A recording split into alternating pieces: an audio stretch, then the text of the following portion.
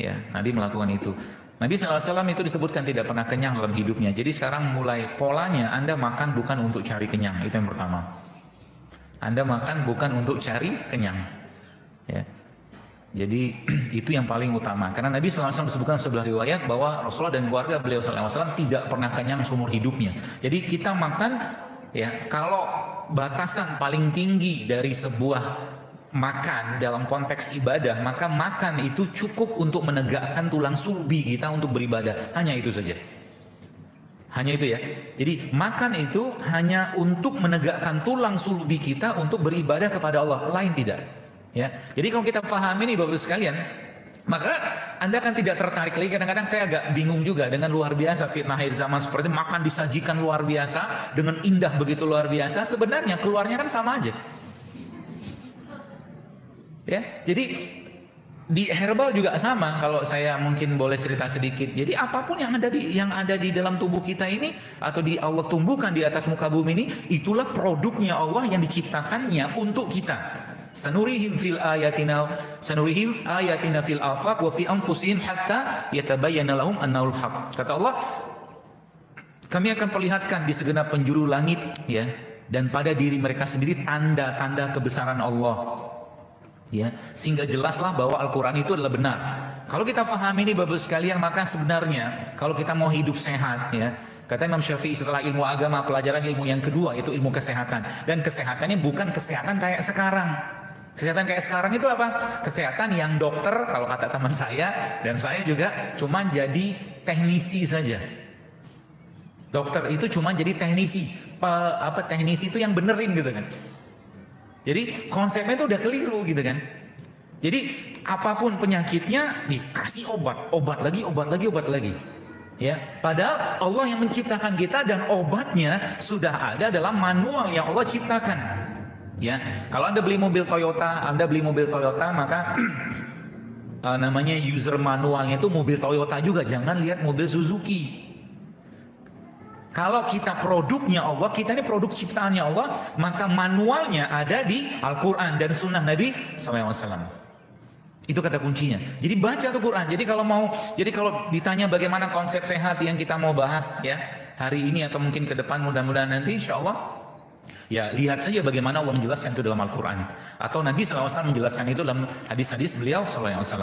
Ya. Nah, kita balik ke konsep awal. Jadi judulnya hari ini kan judulnya manusia karatan. Karatan itu apa? Karatan dalam ilmu medis, dalam ilmu sains ya, namanya teroksidasi. Oksidasi itu akibat apa? Akibat radikal bebas. Radikal bebas ya menyebabkan oksidasi dalam tubuh kita. Bahasa sederhananya gini, kalau mungkin kita lihat Bapak Ibu Anda punya apel, lalu apel ini Anda potong, dibiarkan di tempat terbuka seperti ini, maka apel itu lama-lama akan kuning.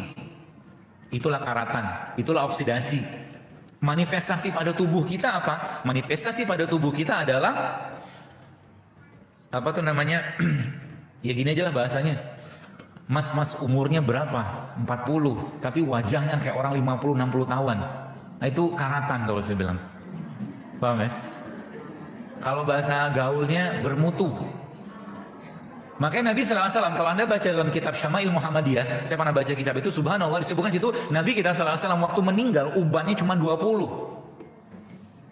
63 tahun, uban cuma 20. Ini 30 tahun, uban udah berlimpah. Uban itu apa? Dalam ilmu medis, uban itu proses oksidasi, penuaan. Gitu ya. Artinya, semakin banyak yang menyebabkan penuaan pada tubuh manusia tadi, dia menyebabkan aging atau penuaan pada tubuhnya. Konsepnya itu. Jadi nanti kalau dengan pola-pola seperti ini, Bapak Ibu sekalian, kita nggak usah ribut-ribut urusan diet, nanti turun sendiri tuh berat badan. Tapi konsepnya apa? Konsepnya tadi ikutin polanya Nabi, makannya seperti apa, minumnya kayak apa, tidurnya kayak apa. Contoh, Nabi tidur kapan? Ba'da Isya.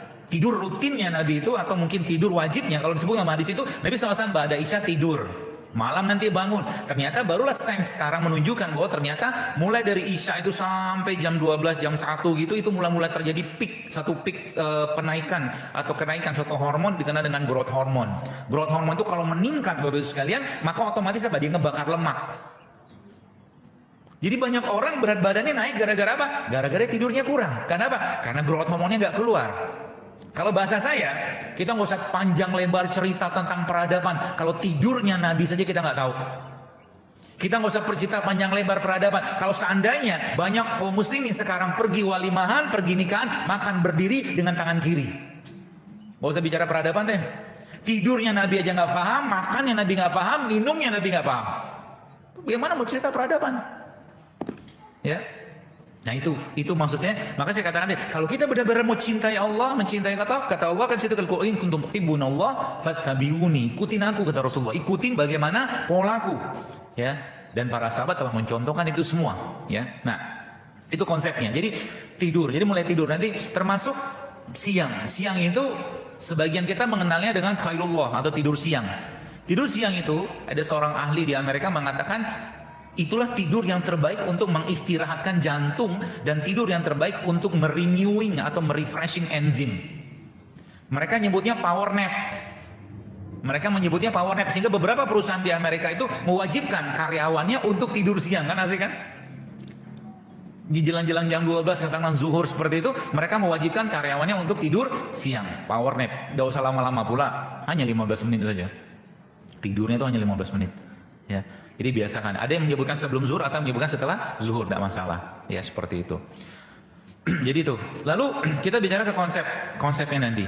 Bagaimana kita bisa memahami Bapak sekalian atau memperbaiki tubuh kita ini dengan baik. Kenapa? Kalau semua diniatkan untuk Allah, maka insya Allah akan jadi ibadah. Termasuk ya banyak orang ya yang ngirim DM ke saya gitu mengatakan bahwa setelah minum jeruk nipis, setelah minum jeruk nipis campur madu, setelah minum kunyit segala macam gitu, ternyata badannya jauh lebih enak. Misteri badan kita ini, Bapak sekalian, badan kita ini ya, dunia pengobatan barat mengkotak-kotakkan badan menjadi kompartemen, makanya ada spesialis. Betul? Ada spesialis penyakit dalam, ada spesialis paru, ada spesialis jantung, ada spesialis ginjal, ada spesialis saraf. Semua dibikin spesialis dengan aspek keilmuan. Padahal tubuh kita itu satu bagian. Anda minum misalkan ya, misalkan aja Anda minum jeruk nipis, campurin kunyit, campurin madu. Itu urusannya bukan cuma sekedar Anda minum rimpang, tapi dengan kayak begitu dia ngebalance tubuh Anda hingga kolesterol turun. Jadi kalau ada orang tanya sama saya, dokter obat kolesterol apa? Orang ini masih bersifat reduksionis pemahamannya, ngelihat badan tuh berkotak-kotak, paham ya? Jadi melihat badan tuh bak kompartemen, sehingga apa? Sehingga jadi masalah lah di luar sana gitu loh, di dunia pengobatan barat. Ya, salah satunya apa? Antibiotik. Jangan lawan kuman. Sekarang banyak kuman nggak? Banyak. Di sini mungkin ada yang mungkin kena penyakit ini, penyakit itu segala macam. Tapi kenapa orang nggak kena? Ya, kalau dikatakan kalau kita begitu luar biasa takut sama kuman, maka harusnya yang paling banyak penyakit siapa? Dokter sama perawat. Tiap hari ketemu orang sakit. Betul? Ya. Dan jangan takutan luar biasa, sehingga itu ketakutan itu dibikin luar biasa sehingga apa? Sehingga muncullah produk-produk sabun antiseptik yang 99,99% kumannya mati. Gitu. Cuci tangan saja lah. Di sini kita ada kuman, ya keringat yang keluar jadi probiotik atau prebiotiknya gitu loh. Makan, ya seperti itu. Ya. Nah, konsep awalnya adalah kita lihat dalam surah Al-Mu'min Allah katakan walaqad khalaqnal insana min sulalatin min tin. Kata Allah kami ciptakan manusia dari sari pati yang berasal dari tanah. Allah katakan dalam Al-Quran kami ciptakan manusia dari sari pati yang berasal dari tanah. Ini konsep dasarnya. Ya. Kalau Anda paham ini, maka Bapak sekalian kita akan lihat bagaimana Allah tanda kutip mentransfer energinya ke kita semua. Mentransfer tanda kutip ya. Dari proses apa? Dari proses yang namanya fotosintesis. Fotosintesis. Matahari datang menyinari bumi gitu kan. Kemudian kena di tumbuhan, terciptalah di situ proses fotosintesis menghasilkan oksigen, menghasilkan bahan-bahan nutrisi yang diperlukan, NAD segala macam ada di situ semua. Dan dari tanaman tadi, dari daunnya ke batangnya sampai ke akarnya. Saya sebenarnya mau hari ini kalau kajian saya biasanya saya bawa peraga. Kita lihat ya. Peraganya ini contoh nih. Ini produk Allah nggak? Kelihatan nggak? Apa ini? Jamur. Jamur ini salah satu produk Allah. Kalau Anda lihat bentuknya, saking semangatnya. Kalau Anda lihat bentuknya Bapak sekalian, dia bentuknya kayak apa? Kayak kista.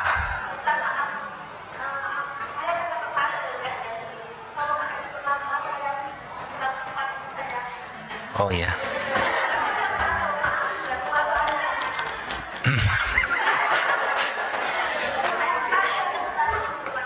Bapak Ibu sekalian, gitu. Bahaya nih kalau gitu. Ibu kurang jelas atau gimana? Memang prosesornya prosesor yang lama. Nggak apa-apa. Ke depan aja Bu, ke depan sini. Ke depan. Iya, oke, saya perlambat. Baik. Sampai mana tadi?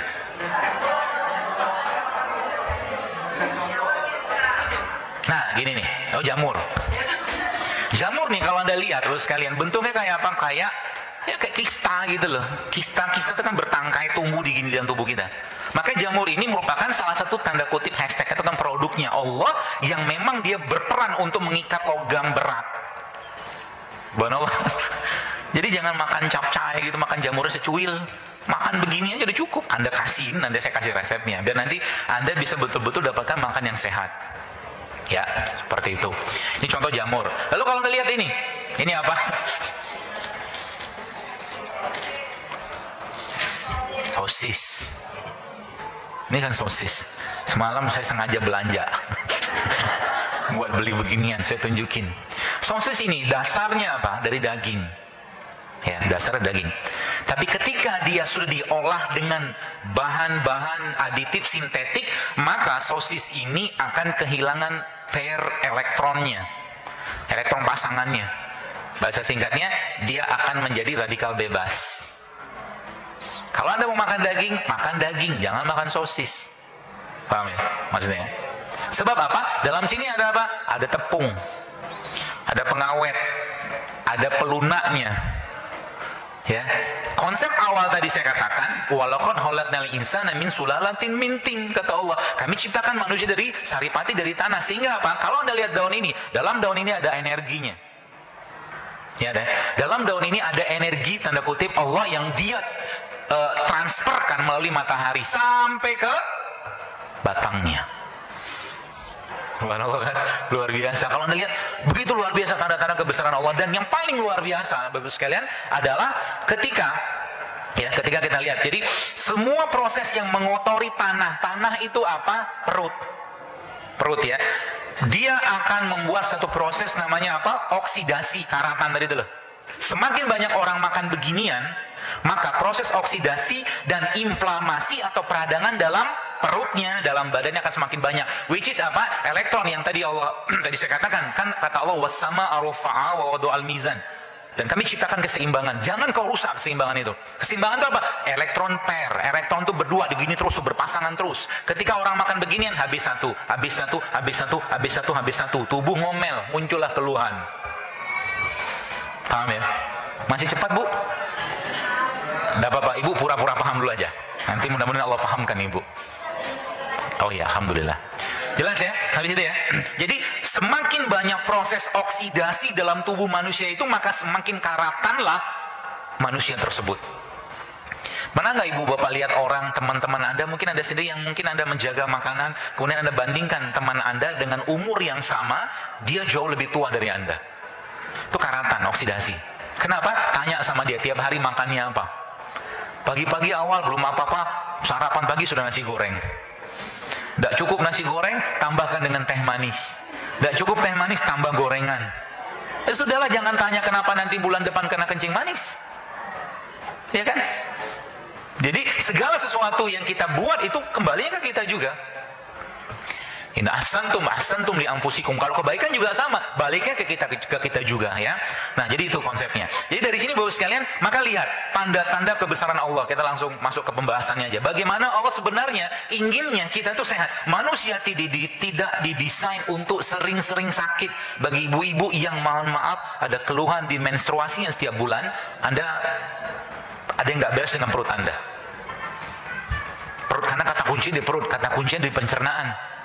Ya, semakin bermasalah perut tersebut akan semakin banyak memberikan efek ke organ-organ tubuh kita. Ya, jadi ya, bahasanya itu inflamasi. Karatan itu terjadi gara-gara apa? Gara-gara produk seperti ini. Bahkan saya pernah baca satu penelitian, justru vitamin-vitamin sintetik itu meningkatkan resiko kematian. Coba, Vitamin sintetik loh. Kenapa? Karena sudah pairing, elektron yang berpasangan tadi sudah lepas semua. Contoh nih, misalkan kita bicara tentang, anggaplah ini tomat. Tomat ini misalkan ya, misalkan ini tomat. Tomat ini ada satu bahan namanya likopen. Namanya apa? Likopen. Likopen itu anti kanker. Tapi dia dalam satu kompleks senyawa dalam tomatnya. Ketika likopen ini diisolasi, dikeluarkan, maka terjadilah satu proses yang tidak sesempurna ketika tomat itu masih utuh. Jelas. Jadi orang yang mohon maaf mungkin makan vitamin sintetik, sebenarnya elektron pairingnya atau elektron yang berkumpul atau berpasangan tadi itu satu persatu akan hilang semua. Vitamin di mana? Di sini. Dan makannya gimana? Jangan makan terisolasi, makannya secara utuh. Contoh mungkin kita bicara vitamin C. Vitamin C ada di mana? Jeruk. Makan jeruk semuanya. Ya, kulitnya nggak usah lah. Apa namanya? Ya itunya itulah. Anda slow juicer dalam mulut Anda, gitu kan? Seperti itu. Ya, jadi semakin dia setiap dia dipisahkan, sekalian, ya wasama rafa'u wa wadu al mizan alla tatghaw fil mizan. Kata Allah, jangan kau rusak keseimbangan. Ini ada keseimbangannya, Bu, di sini. Sehingga apa? Kalau mungkin mohon maaf kita bicara tentang anak-anak autis gitu kan, misalkan anak-anak yang kabarnya, ketika saya pernah dapat satu pasien ibu-ibu yang bawa anaknya ke saya saat itu, yang anaknya autis, itu saya lihat lab logam beratnya, lab hasil logam berat tuh subhanallah tingginya luar biasa. Obatnya apa? Gampang sebenarnya. Mineral-mineral terbaik itu ada di tanah. Ya, mineral-mineral terbaik itu ada di tanah. Di mana kita bisa dapatkan? Salah satunya adalah dari bawang-bawangan kayak begini. Nih, bawang beginian. Dibikin apa? Dibikin sambal matah. Itu udah jadi chelation. Chelation itu ada satu teknik terapi namanya mengikat logam berat. Di dunia pengobatan barat nggak ada begituan. Ya. Coba mungkin, saya tidak menyalahkan, cuman kadang-kadang saya melihat porsi itu kebablasan. Contoh, orang pegel-pegel, Anda berobatlah ke dokter, pegel-pegel, dikasih apa? Vitamin B kompleks. Betul?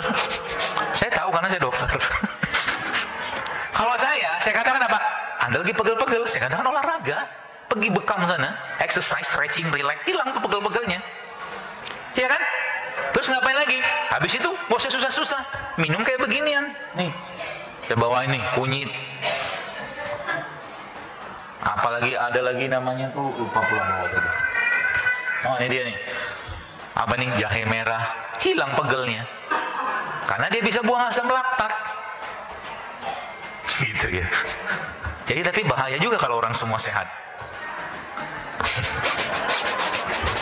Enggak lah, kalau semua orang pada sehat, anggaran kesehatan kan bisa dialihkan untuk yang lain. Gitu loh.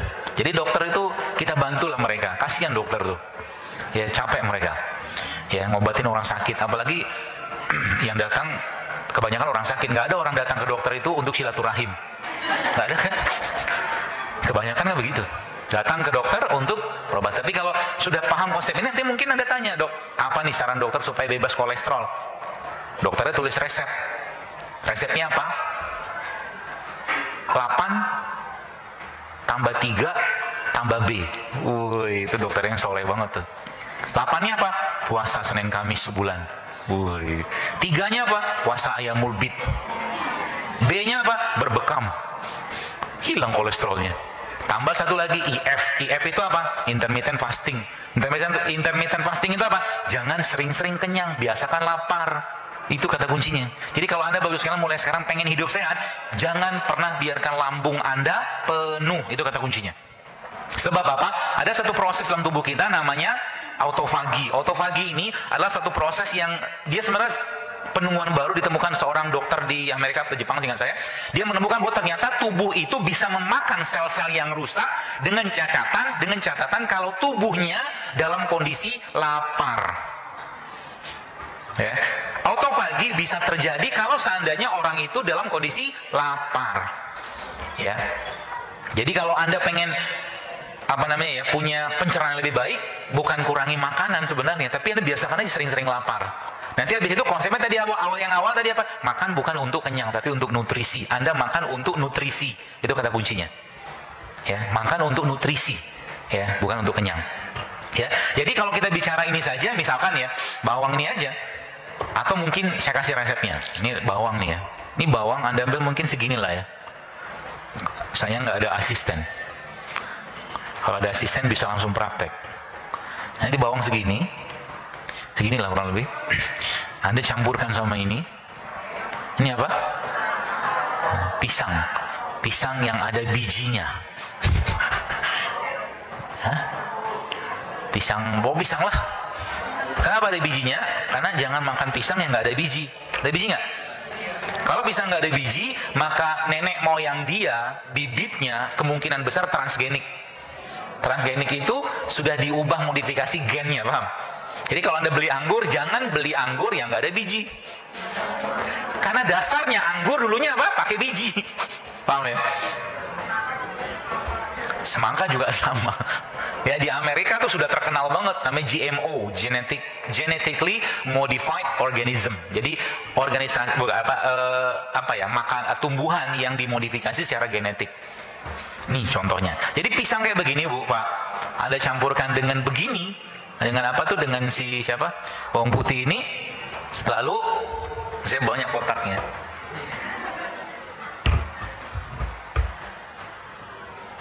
Anda campurkan sama madu kayak begini, ini udah jadi super probiotik buat tubuh Anda. Gampang kan? Rasanya gimana? Enak kok. Apalagi campur sama madu. Apalagi campur sama coklat bubuk kayak begini. Kan coklat bubuk. Ya, ini harta karun saya di rumah. Ya gitu ya. Dan semua produk olahan atau kemasan, ya, mulai sekarang saran saya stop, atau kalau nggak kurangilah. Jadi isi kulkas Anda itu lebih banyak produk ya kayak beginilah, sayur, buah, itu aja isinya. Ya. Kalau ayam frozen silakan aja lah. Tapi lebih bagusnya kalau bisa dapat ayam segar. Ya, daging, kalau lebih baik daging segar daripada daging yang frozen. Saran saya sih begitu. Oke. Lalu kembali lagi buat sekalian, kita lihat apalagi kotaknya.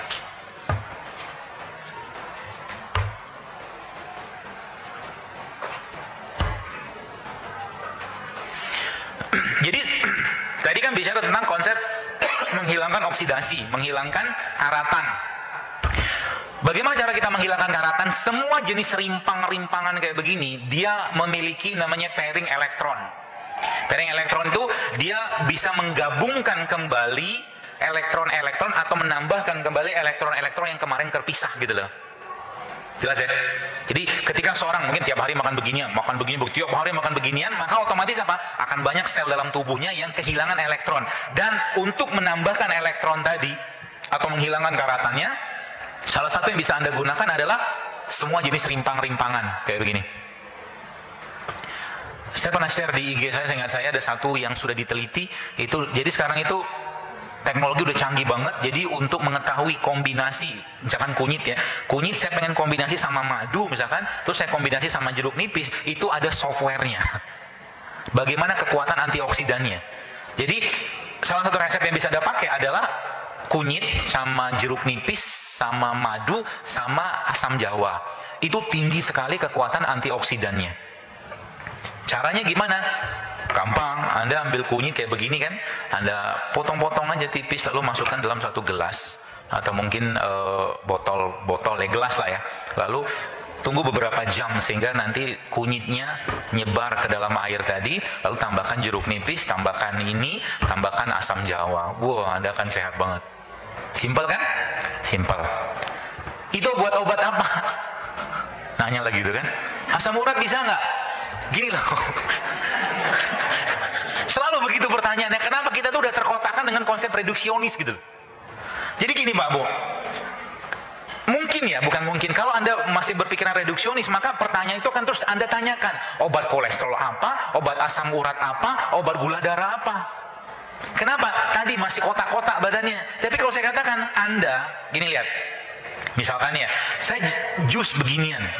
Nih apa namanya nih? Sayuran. Nggak tahu nama siapa. Sayuran ini ada jus gitu kan. Lalu Anda tambahkan jeruk nipis, lalu Anda tambahkan madu. Bisa buat obat kolesterol nggak? Bisa. Buat obat asam urat bisa nggak? Tapi bukan itu saja. Ibarat kata kita sholat duha 2 rakaat saja sudah 360 sendi-sendi tubuh kita tersedekahin. Sama juga dengan minum ini. Jadi sebenarnya ketika Anda minum kayak beginian, itu sebenarnya bukan cuma dapat manfaat asam urat turun, kolesterol turun, bukan. You are balancing your body. Anda sedang menyeimbangkan tubuh Anda. Itu kata kuncinya. Sekarang orang kena kolesterol gara-gara apa? Gara-gara kolesterol, bahasa orang awam kan kolesterol jahatnya lebih banyak gitu kan. Yang kita kerjakan apa? Jangan dimusuhin dia. Emang bisa dimusuhin? Bisa. Obat-obatan sintetik, contoh mungkin golongan statin, simvastatin, atorvastatin, rosuvastatin. Gini Pak Bu, kalau Anda membayangkan suatu kolesterol itu di atas, kolesterol itu bahan bakunya semua hormon. Itu di atas dia, kalau dia diagramnya. Nanti lihat aja di Google, di browsing itu kan, tulis itu mechanism of kolesterol. Nanti ada yang ketemu, atau mechanism of making hormone. Nanti kelihatan, kolesterol itu bahan bakunya pembuatan hormon. Ketika kolesterolnya di stop, jadi obat-obat sintetik itu dia akan membatasi, menyetop kolesterol, sehingga apa? Kolesterol yang jahatnya katanya turun. Apa yang terjadi? Tiroidnya bermasalah, hormon ginjal bermasalah, hormon jantung bermasalah, semua hormon bermasalah. Itu sebabnya baru sekarang ini FDA mengatakan bahwa ternyata golongan statin itu bisa menyebabkan serangan jantung. Minum obat kolesterol. Kayaknya simple. Serem kan? Gara-gara minum. Gara-gara apa? Gara-gara you rusak keseimbangan itu gitu loh.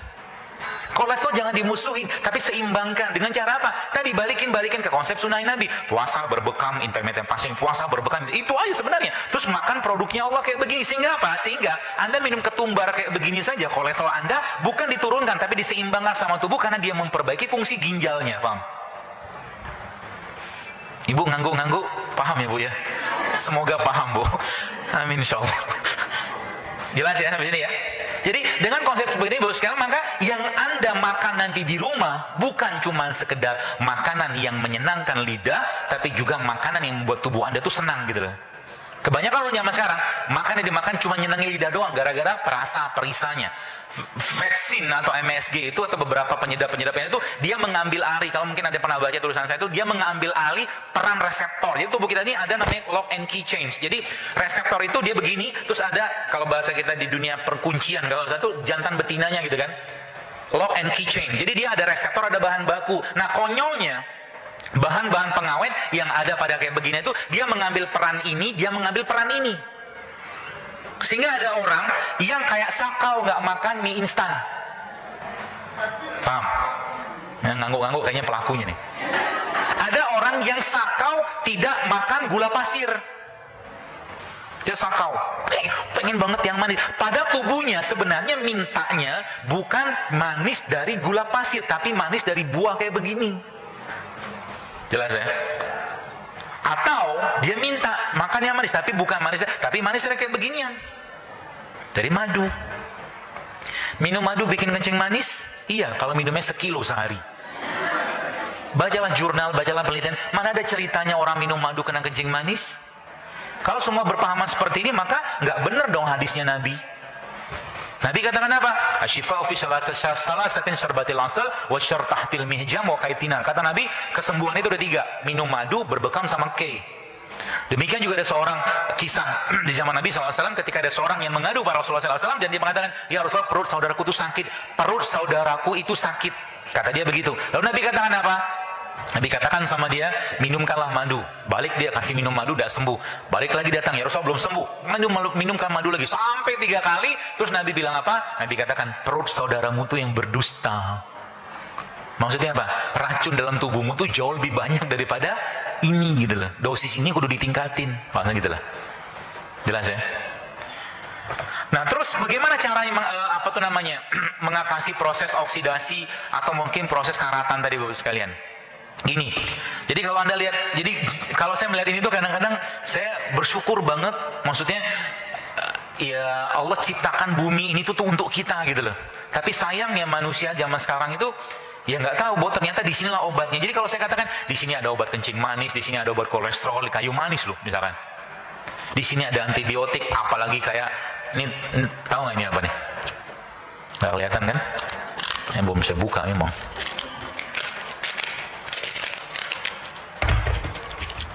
Kalau nggak ditunjukin nggak inget. Kalau kata guru saya, guru yang baik itu langsung ngasih contoh. Ini apa? Bunga lawang. Baca di penelitian tentang bunga lawang. Ini salah satu antibiotik. Ini juga sama beliau ini.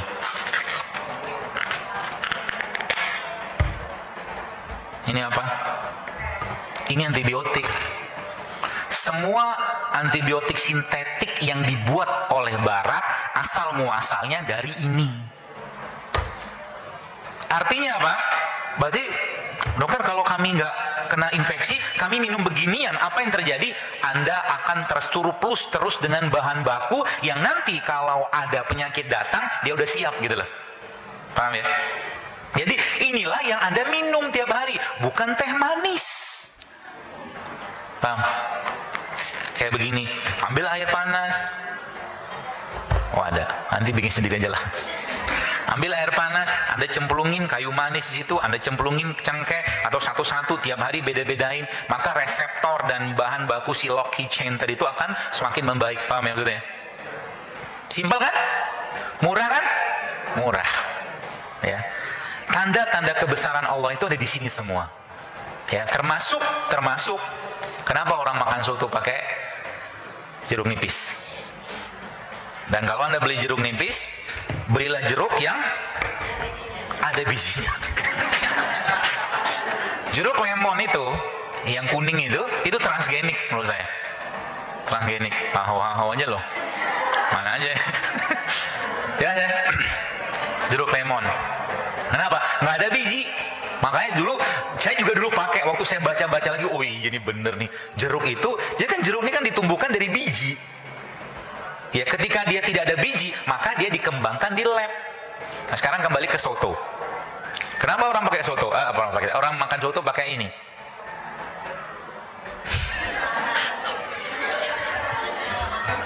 Karena sotonya udah habis enzimnya. Sotonya itu kalau Anda lihat kan dipanasin, kasih santan bla bla segala macam kan gitu kurang lebih lah. Kasih beginian supaya dapat enzimnya. Jadi kata kuncinya apa? Di sini ada enzim. Kalau enzim Anda itu baik, maka dia akan menseimbangkan kolesterol. Itu sebabnya ketika Anda minum jeruk nipis, dikasih madu kayak begini, kolesterolnya lama-lama turun. Kenapa? Enzimnya dibenerin. Karena sudah saya bilang tadi kan, ini beliau-beliau kayak begini nih, ketika bikin masalah di mana? Sini. Kenapa dia bikin masalah? Karena dia menguras enzim. Jelas ya? Itu sebabnya banyak orang tanda-tanda saya kekurangan enzim apa? Mau dikasih tahu? Nanti tersinggung lagi. Ngantuk habis makan. Ngantuk setelah makan itu tanda tubuh kita kekurangan enzim. Ngantuk adalah tanda-tanda kebesaran Allah yang diciptakannya dalam tubuh manusia untuk apa? Untuk meresetting tubuh. Itu ngantuk. Dan akhirnya orang akan tidur. Kenapa Nabi SAW tidurnya? Kalau Anda mau sehat mulai sekarang, perhatikanlah jam tidur. Tidur terbaik adalah tidurnya 8 jam satu hari. Dan itu tidurnya Nabi. Kalau orang tidurnya 8 jam satu hari, maka otomatis tubuhnya akan ngereset. Kalau di-reset maka enzim akan lebih diperbaharui, hormon diperbaharui, semua diperbaharui. Jadi ketika ada orang makan kayak beginian dan dia ngantuk, tubuhnya udah kehabisan bahan baku untuk mengolah ini. Sehingga caranya gimana? Ya kurangi atau stop makanan-makanan yang menguras enzim. Salah satu makanan yang menguras enzim apa? Salatiga. Minumlah dengan tangan kanan, jangan minum dengan tangan kiri.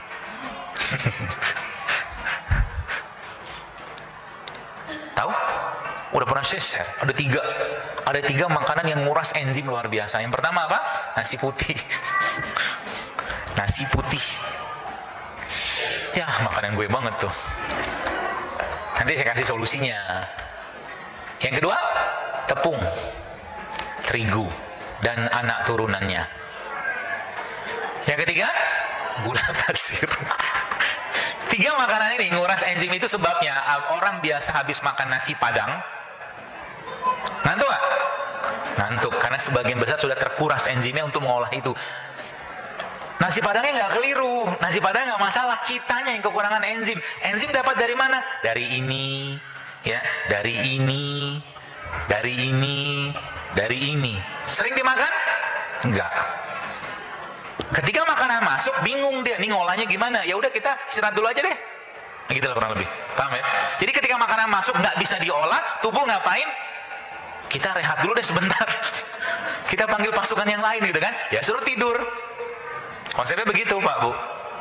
Ya, jadi kalau kita memahami konsep ini, maka ini Pak Bu akan jadi sarapan, ya, atau mungkin makanan pagi, siang, malam kita tiap hari, dan dia akan memberikan sensasi rasa kenyang. Karena apa? Kita bukan makan buat kenyang, tapi makan buat nutrisi, sehingga nanti, kotaknya masih ada lagi.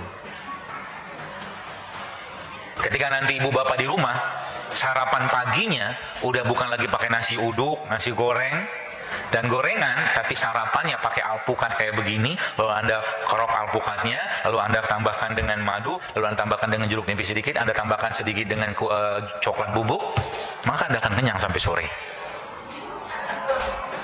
Kenapa? Karena bahan baku dan reseptornya udah dapet. Sedangkan nanti kita kekurangan gizi, gampang. Nanti Bapak Ibu tinggal pegang pinggangnya, ada lipetan nggak? Kalau pinggangnya ada lipetan, maka kalau pinggangnya ada lipetan, maka bisa dipastikan Anda masih punya deposit energi yang belum kepake, gitu loh. Jelas ya? Jadi ibu-ibu ini sepertinya juga perlu berpikir untuk membuat slim sedikit lah badannya. Dengan cara apa? Ya ikut aja pola-pola Nabi kayak begini, simple kok. Dan produknya Allah. Ya, jauh lebih gampang ya. Jadi alpukat. Ya, alpukat. Saya lagi suka bikin itu alpukat. Saya kasih, ini kan bubuk coklat murni. Bubuk coklat murni itu seratnya tinggi banget. Ya. Jadi sarapan itu cobalah mulai hilangkan persepsi makan itu harus ada nasi. Makan ya makan buat gizi, belum tentu ada nasi. Sehingga nasinya, oke, nasi putih saya bisa ganti apa? Sekarang kita kembalikan, Anda makan nasi putih buat apa? Ya buat kenyang, oke lah. Tapi kalau dalam bahasa itunya, bahasa simpelnya, kita makan nasi itu untuk karbohidrat, betul? Karbohidrat ada di mana? Buah, sayur, ada karbohidratnya. Bahkan justru jauh lebih banyak karbohidratnya karena jenis karbohidrat yang kompleks. Nasi ada karbohidratnya, ada, cuman dia udah cerai sama temennya. Temannya nasi yang bertugas menjaga karbohidratnya supaya tidak bikin melonjak indeks glikemiknya, namanya apa? Namanya bekatul atau sekamnya. Sekamnya dibuang sama orang, dikasih ke ayam. Manusianya kena kencing manis, ayamnya lincahnya luar biasa. Kenapa? Karena ayamnya makan serat yang harusnya ada di dalam kulit beras tadi gitu loh. Jelas ya? Apalagi ayam broiler ya. Saran saya jangan makan ayam broiler, jangan makan. Ya, termasuk produk-produk, jadi ibu-ibu sekalian yang saat ini saya perhatikan ya, banyak sekali inflamasi atau karatan pada tubuh wanita. Dan yang paling sering itu penyebabnya adalah dari kosmetik. Kosmetik ya. Kosmetik itu sebagian besar bahannya, ada satu bahan yang dikenal dengan endocrine disruptor. Endocrine, nanti googling aja, browsing. Ya, lihat namanya, Anda ketik aja types of endocrine disruptor, nanti akan ketemu tuh. Dan sebagian besar ada di produk toiletries kita, termasuk salah satunya triclosan. Triclosan tau? Pernah kenalan? Nggak usah kenalan, tapi dia ada di sabun antiseptik kita. Ada, dan dia termasuk golongan endocrine disruptor. Ya, endocrine disruptor dia ngerusak kelenjar sehingga nanti dia mengambil alih fungsi reseptornya. Dan itu banyak sekali di produk toiletries, baik sabun, sampo, bahkan sampo itu banyak banget. Ya, jadi kalau saran saya, carilah sampo-sampo yang minimal bahan-bahan kimianya. Ya, kayak begitu. Semoga habis kajian ini nggak bingung. Habis ini saya pakai apa? Lipstick, lebih parah lagi tuh. Lipstick. Beberapa jenis lipstick itu bahkan ada logam berat di situ. Lipstick. Dan salah satu kesukaan Nabi disebutkan dalam sebuah hadis adalah Nabi SAW suka mencampurkan kismis dalam air. Kismis. Tapi cari kismis yang organik ya. Karena kismis itu pakai pengawet. Pengawetnya pakai sulfur. Ya. Beberapa jenis kismis itu menggunakan termasuk anggur. Saya suka makan anggur. Kenapa? Anggur itu salah satu produk Al-Quran. Tapi masalahnya banyak anggur zaman sekarang sulfur kebanyakan. Jadi dia yang apa tuh namanya, yang Putih-putih itu biasa sulfurnya tuh. Dan itu tidak bisa Anda cuci dan hilangkan dengan dicuci pakai air biasa. Anda harus rendam dalam air yang pH alkali tinggi atau cuka apel. Cuka, baru hilang dia. Termasuk juga kalau Anda suka makan apel, apel itu jangan makan sama kulitnya kalau apel impor. Kulitnya itu ada lilinnya, wax. Wax itu bikin berat tadi pencernaan, ya. Dan kalau mau dibersihkan, itu Anda bisa pakai air cuka yang dipanaskan lalu Anda tuangkan ke apel tadi. Nanti dia akan rontok tuh lilinnya. Buah-buahan. Jadi kalau bisa sih makan buah lokal aja lah. Ya. Pisang juga sama, beberapa jenis pisang yang tadi saya katakan jangan makan pisang yang nggak ada bijinya ya. Ya, jangan makan pisang yang nggak ada bijinya. Tadi itu ya. Jadi bagaimana cara mengatasi inflamasi tadi adalah dengan cara kasih atau memberikan atau mengasup tubuh kita dengan produk dari enzim. Produk enzim yang paling baik apa? Oke gini, Bu, Pak, jamaah sekalian, kalau seandainya Anda tiap hari saya suruh makan, misalkan aja ya daun rambutan tuh belum diketahui manfaatnya, tapi buahnya ada manfaat. Anda tiap hari saya suruh makan misalkan daun rambutan, daun mangga, daun mengkudu, beberapa jenis daun, sebulan 10 daun. Repot nggak? Repot. Sehingga apa? Sehingga kita pakai teknologinya Allah aja. Teknologi Allah apa? Allah akan kirimkan pasukannya untuk ngambil saripati dari semua produk-produk yang dia tumbuhkan di atas buminya itu. Yaitu apa? Madu.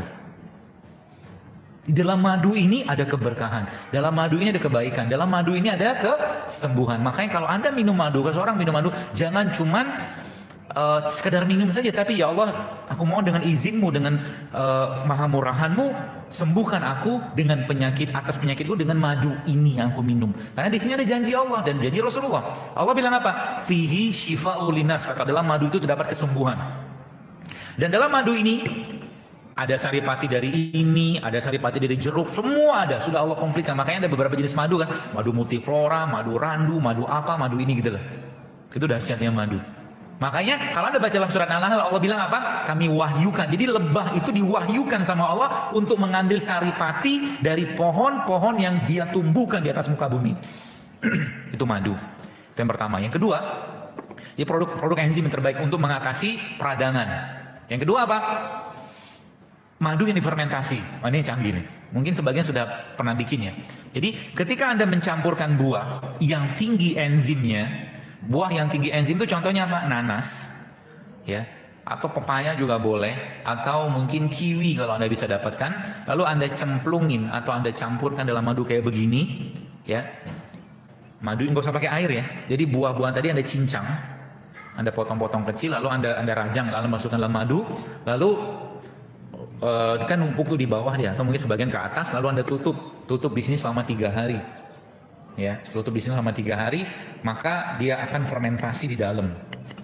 Dan sebagian madu ini ya akan bertambah kadar airnya dari air yang ada pada buah tadi. Tapi menariknya apa? Fermentasi di sini akan menciptakan super duper probiotik dalam madu ini.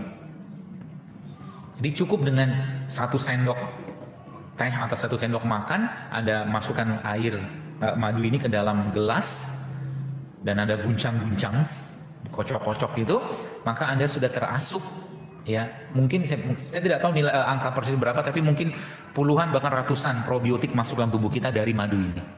Nanti bisa dicobain kalau mau. Ini madu ini. Madu probiotik. Tapi bikin sendirian juga bisa kok. Masih ingat caranya? Madu, lalu cari madu yang kadar airnya rendah ya. Lalu Anda cincang nanas atau pepaya atau kiwi, masukkan ke sini tanpa air ya. Tutup pakai plastik rapat selama 3 hari. Nanti 3 hari buka, si buahnya tadi Anda buang. Ya. Karena kalau dia dibiarkan di sini lama-lama dia akan terus fermentasi. Buahnya dibuang lalu Anda kocok madunya. Ini madu bisa Anda simpan dalam kulkas sebagai super enzim. Jelas ya? Alhamdulillah kalau jelas. Lalu apa lagi? Cara mengatasi proses karatan tadi selain dengan enzim. Dengan produk fermentasi kayak begini. Tahu ini? Kimchi. Tahu kimchi? Kalian pernah makan mungkin tahu lah ya. Ini salah satu makanan yang diklaim sebagai salah satu the healthiest food in the world. Makanan tersehat di dunia. Bisa nggak usah susah-susah gitu lah, asinan Betawi itu loh. Ini maksudnya. Fermentasi kan? Fermentasi. Makanya kenapa orang Korea itu sebelum dia makan, dia akan makan kimchi dulu. Kenapa? Fermentasi. Sehingga apa? Sehingga dari sini kita dapat belajar dalam Al-Quran, saya lupa surat apa, tapi Allah sudah sampaikan bahwa makan buah dulu sebelum makan besarnya. Kenapa? Dalam buah ada enzim. Apalagi sebelum Anda makan buah, Anda perus, sebelum Anda makan ya, Anda perus jeruk nipis, lalu Anda kasih madu. Anda aduk-aduk, kasih air hangat. Biasanya Anda tidak akan jadi makan karena udah kenyang. Coba aja. Ya, itu subhanallah efektif sekali ya. Itu salah satunya Bapak sekalian. Jadi pola-pola ini kita bisa terapkan ya dalam kehidupan kita sehari-hari, dan tidak hanya kalau sakit, ya tidak hanya kalau sakit.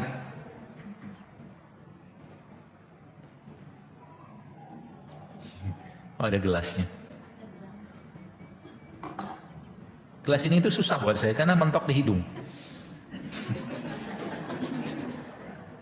Gitu kan? Bisa masuk. Gampang kan bikinnya ya, maksudnya kayak begini, Anda lihat ini jeruk diperes kayak begini, dapat sarinya gitu, lalu kasih madu, airnya nggak ada. Wah, ya. Komplit.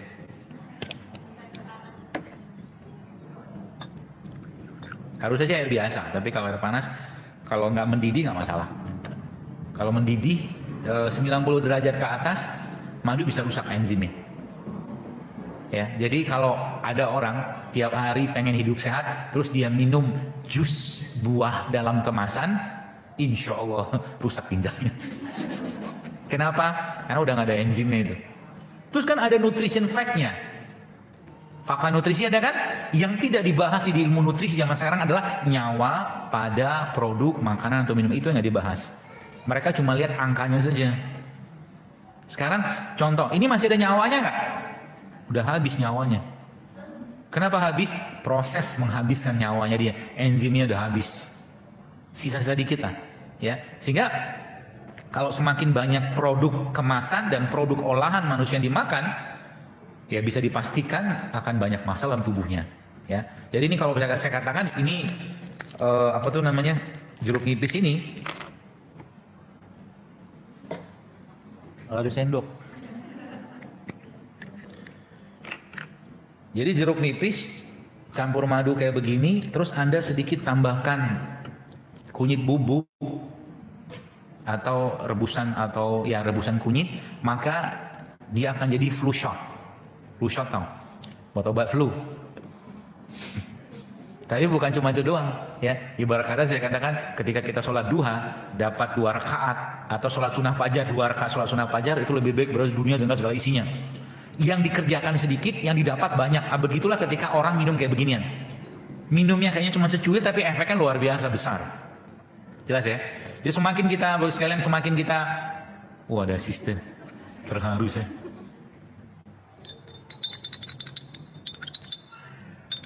Ibu mau nyobain, Bu? Ibu yang asik handphonean yang tadi tanya, mau nyobain?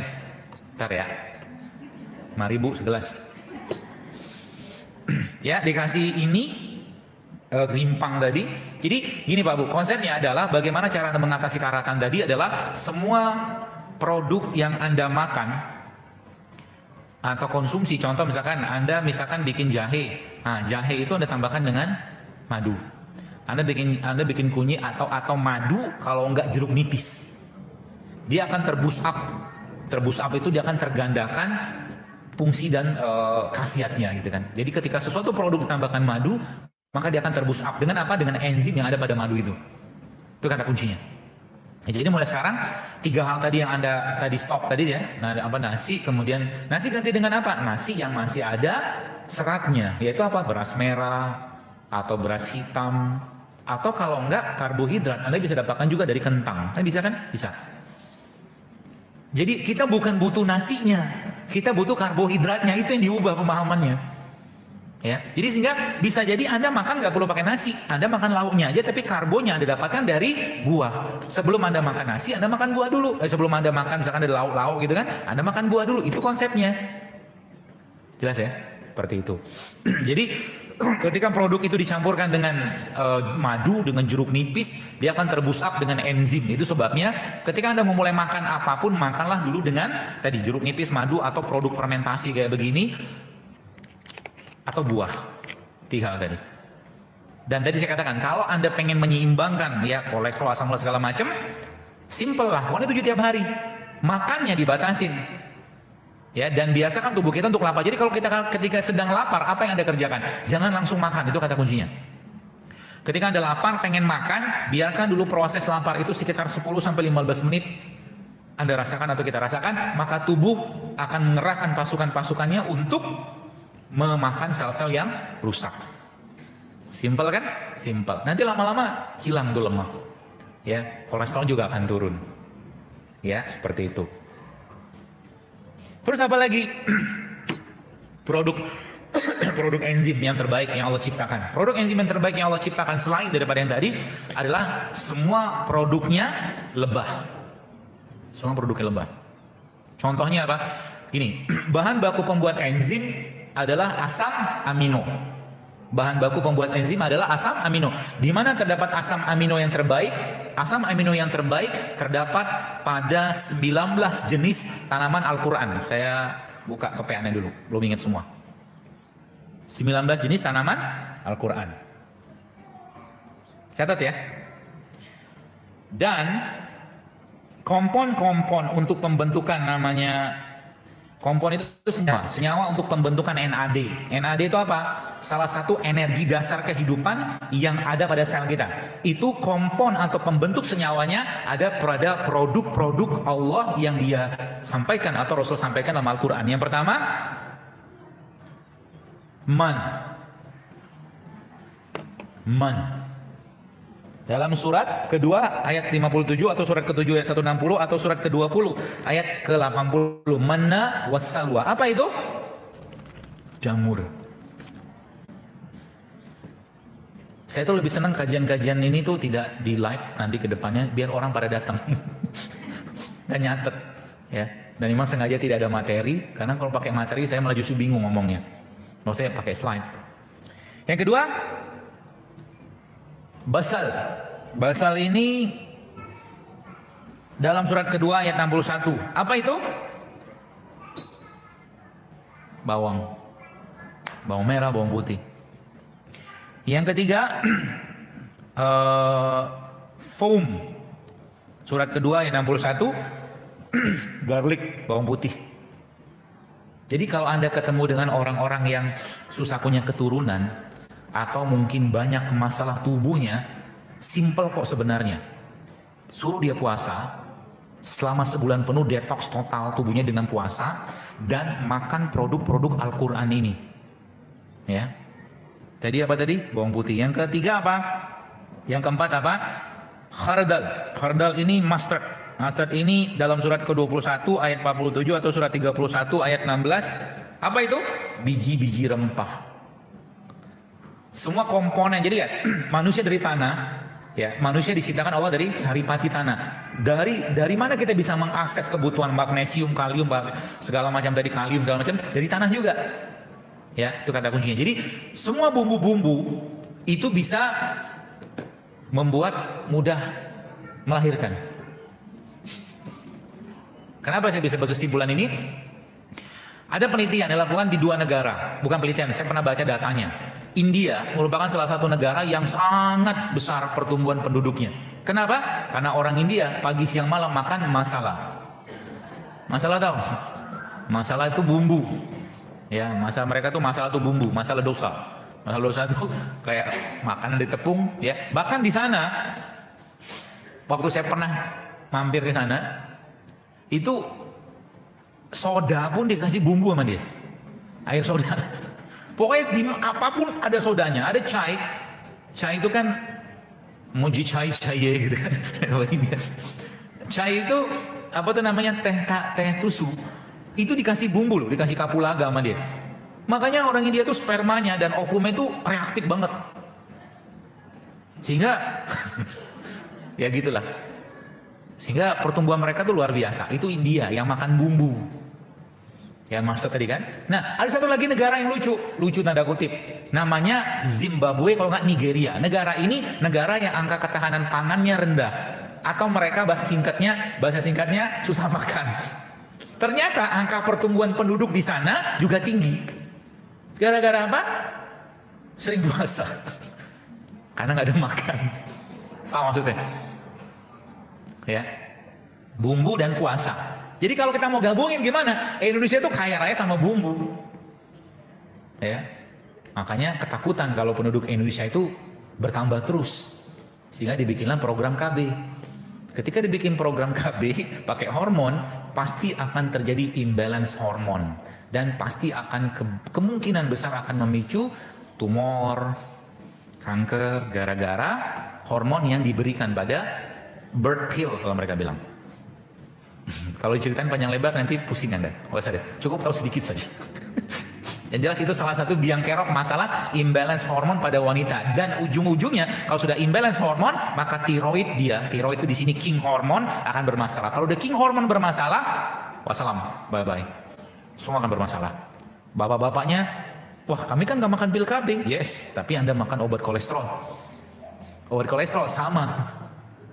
Kan kolesterol di atas tuh, tiroid itu ada di bagian bawah tuh. Bahan bakunya dari kolesterol. Ketika di stop kolesterolnya, dibatasin, maka tiroid nggak bisa bikin hormon. If you know what I know, kalau Anda tahu apa yang saya tahu, Anda akan mulai mikir makan obat dan hormon. Ya. Dan ini jadi komoditas kadang-kadang. Saya pernah ketemu dengan ibu-ibu konsul waktu itu, tak kapan lupa saya itu. Dia jerawatan. Jerawatan, terus konsul ke seorang dokter atau apa saya lupa. Terus dikasih obat hormon.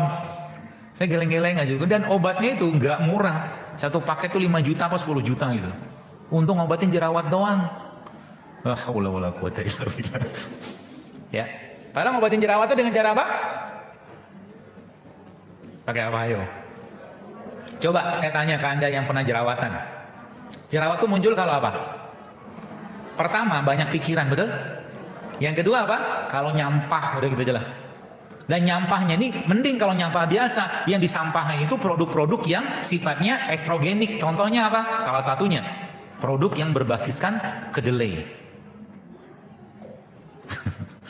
Kedelai ya? Emang kedelai bermasalah? Iya.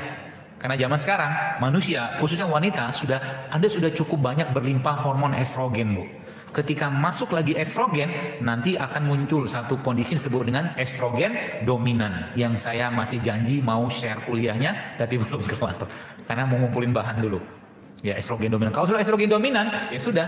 Banyak urusan. PCO, endometriosis, kanker, tumor, semua komplit. Gara-gara estrogen dominan. Ya. Lanjut yang tadi ya. Lalu yang selanjutnya adalah sider. Sider ini bidara. Ya, bidara merupakan salah satu tumbuhannya atau produknya Allah yang sebenarnya kalau dikombinasikan dengan 3 produk ini, Anda akan tersuplai dengan kalsium yang amat sangat super duper tinggi. Yang pertama daun tim, yang kedua bidara, yang ketiga ini kunyit. Ya. Jadi di rumah kalau bisa tanam tuh bidara. Ya, pohon bidara.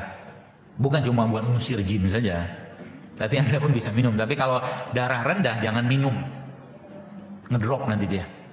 Ya, tapi buat ngambil faedah dari keberkahan hadis Nabi bahwa bidara itu bisa mengusir jin, itu bisa Anda pakai juga. Ya, ibu-ibu bapak bisa pakai itu, ambil 7 daunnya, lalu Anda ruqyah daun tersebut, Anda tumbuk-tumbuk, campurkan dengan air, mandikan buat ruqyah. Atau diminum juga boleh. Termasuk anak-anak kita yang mungkin gak jelas tanda kutip perilakunya, susah diatur dan segala macam, ada baiknya Anda juga mandikan dia dengan air bidara. Kalau kita yang gak jelas sudah mandi. Ya. Oke, bidara. Jadi 3 tadi. Tim, zaitun sama bidara. Ya. Itu adalah produknya Allah yang amat sangat kuat, amat sangat baik untuk meningkatkan asupan kalium atau kalsium. Kemudian apa lagi? Ghassa. Itu di surat kedua ayat 61, bahasa kitanya timun. Timun. Kemudian apa lagi? Yaktin dalam surat ke-37 ayat 146. Apa itu yaktin? Labu yang dimakan oleh Nabi Yunus. Waktu Nabi Yunus keluar dari perut ikan yang besar, Allah tumbuhkan buat beliau sejenis pohon yang berasal dari pohon labu. Ya, bukan pohon rambutan, bukan kelengkeng, bukan mangga, tapi labu. Kenapa? Ternyata labu itu adalah ya produknya Allah yang sangat-sangat baik untuk memperbaiki pencernaan orang-orang yang sedang bermasalah. Karena kan dalam perut ikan kan beliau nggak makan. Jadi kalau Anda ketemu dengan orang sakit emah atau dispepsia, kasih labu sama dia. Labu apa? Labu apa aja? Emang labu ada berapa macam? Bapak-bapak nggak paham, pokok tahu. Bapak terima jadinya aja, udah jadi kue labu gitu ya. Labu siam, labu, pokoknya labu lah, yang kuning-kuning itu. Kuning kan labu kan? Iya. Kalau enggak, ibu bapak bisa pakai produk yang sejenis labu yang cukup banyak di tempat kita, namanya ubi cilembu. Ubi cilembu itu juga termasuk yang sangat baik untuk orang-orang emah. Tapi saran saya, ubi cilembu itu Anda bersihkan, ada oven, makan sama kulitnya. Sama kulitnya. Ya. Kalau mau tambahkan madu si labu tadi silakan. Ya. Jadi kalau Anda mulai sekarang mau bikin kue-kuean, ya saran saya kurangilah gula. Ya, ganti dengan madu atau gula aren atau gula kelapa. Kemudian apa lagi? Lentil itu kacang-kacangan. Kalau orang sekarang, orang-orang di nutrisi nyebutnya itu protein. Kacang-kacang apa? Kacang-kacang yang tidak bersifat senoestrogen. Contohnya apa? Almond, walnuts, pistachio. Exclude kedelai ya, di luar kedelai. Kedelai jangan minum deh. Saran saya ibu-ibu jangan minum kedelai. Ya. Karena tadi dia senoestrogen. Dia bisa mengambil alih peran estrogen. Ya. Kacang-kacangan. Yang kedua apa lagi? Talc. Di dalam surat 56 ayat 29, pisang. Tadi yang saya sampaikan itu sebenarnya sudah di sini. Ya. Komponnya NAD. Jadi kita butuh energi. Energinya ini disuplai dari apa? Dari 19 jenis tanaman ini. Jadi kalau Anda pengen berenergi, selnya dan karatan-karatan yang mulai raib semua, makalah produk ini, ya. Belum selesai kita. Kemudian yang 11 10. Hah? Oh ya, 8. Ya, 8 tadi sudah. 8 apa? Oh, 8-nya tin, maaf. Tin. Buat tin. Buat tin. Fik. Kalau bahasa orang Melayu tingginya fik.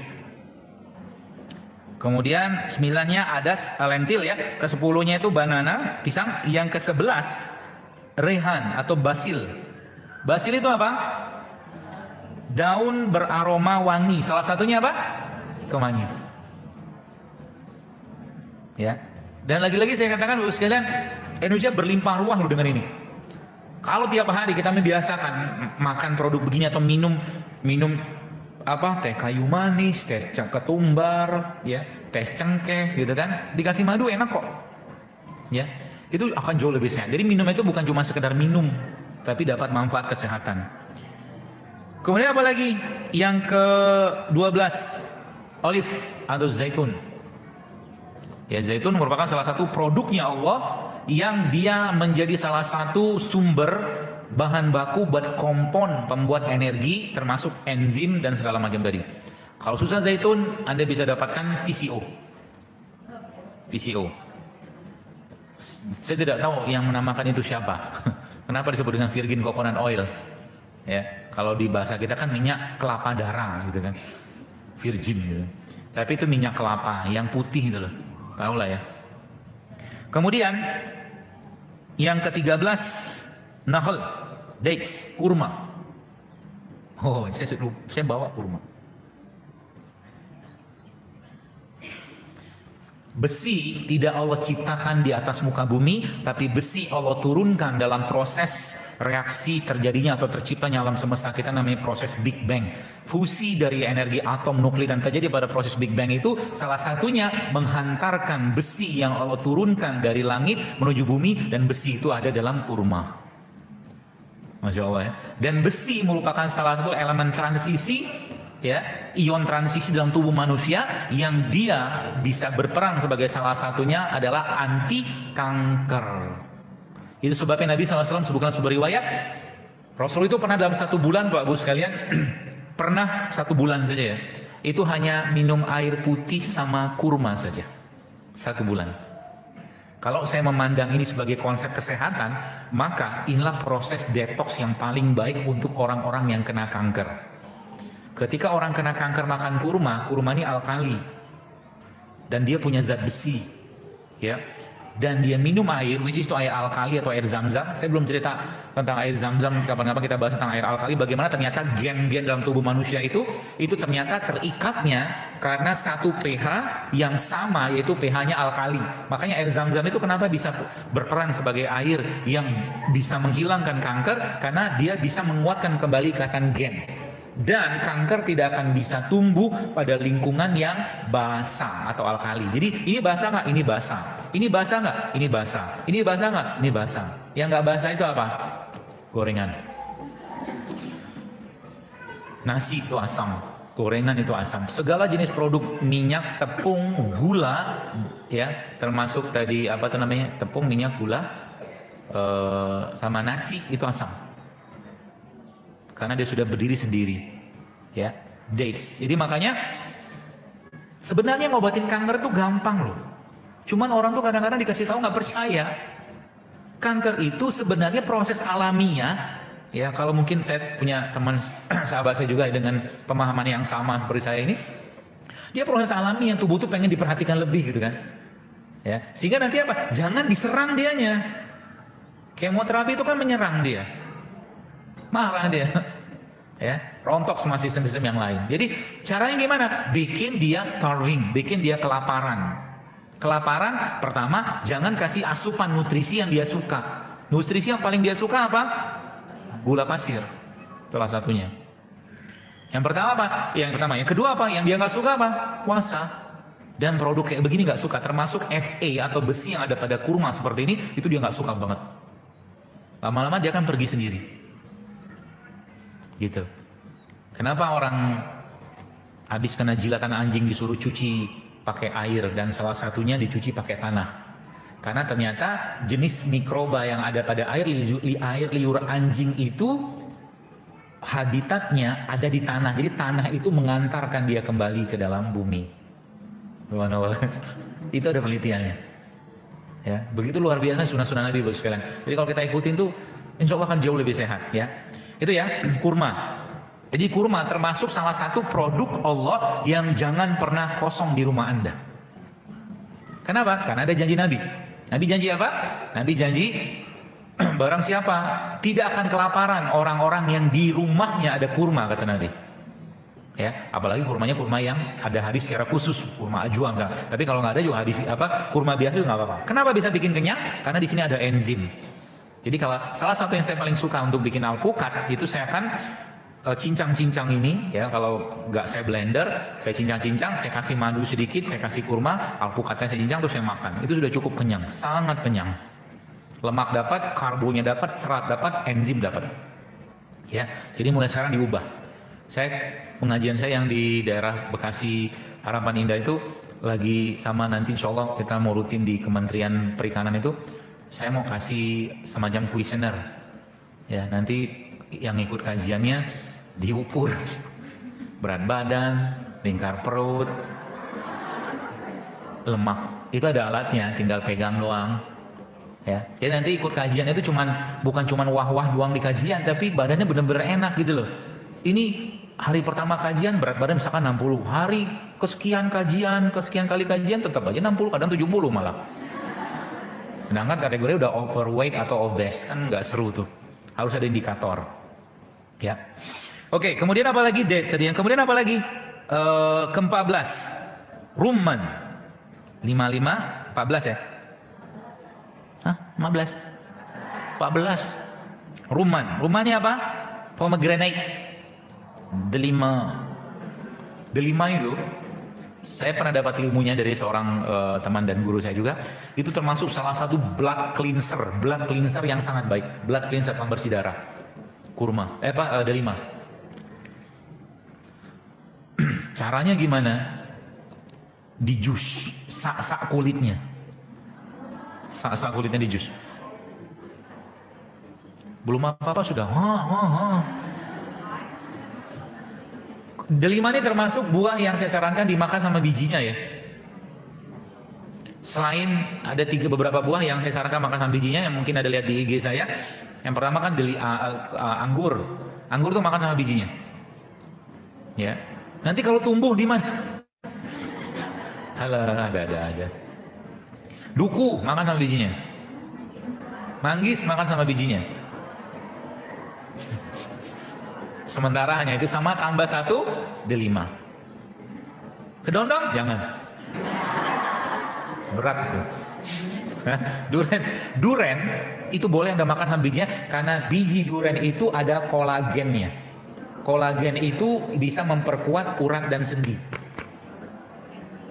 Kemarin kan sempat ada heboh tuh, ada obat buat tulang yang katanya mengandung babi itu.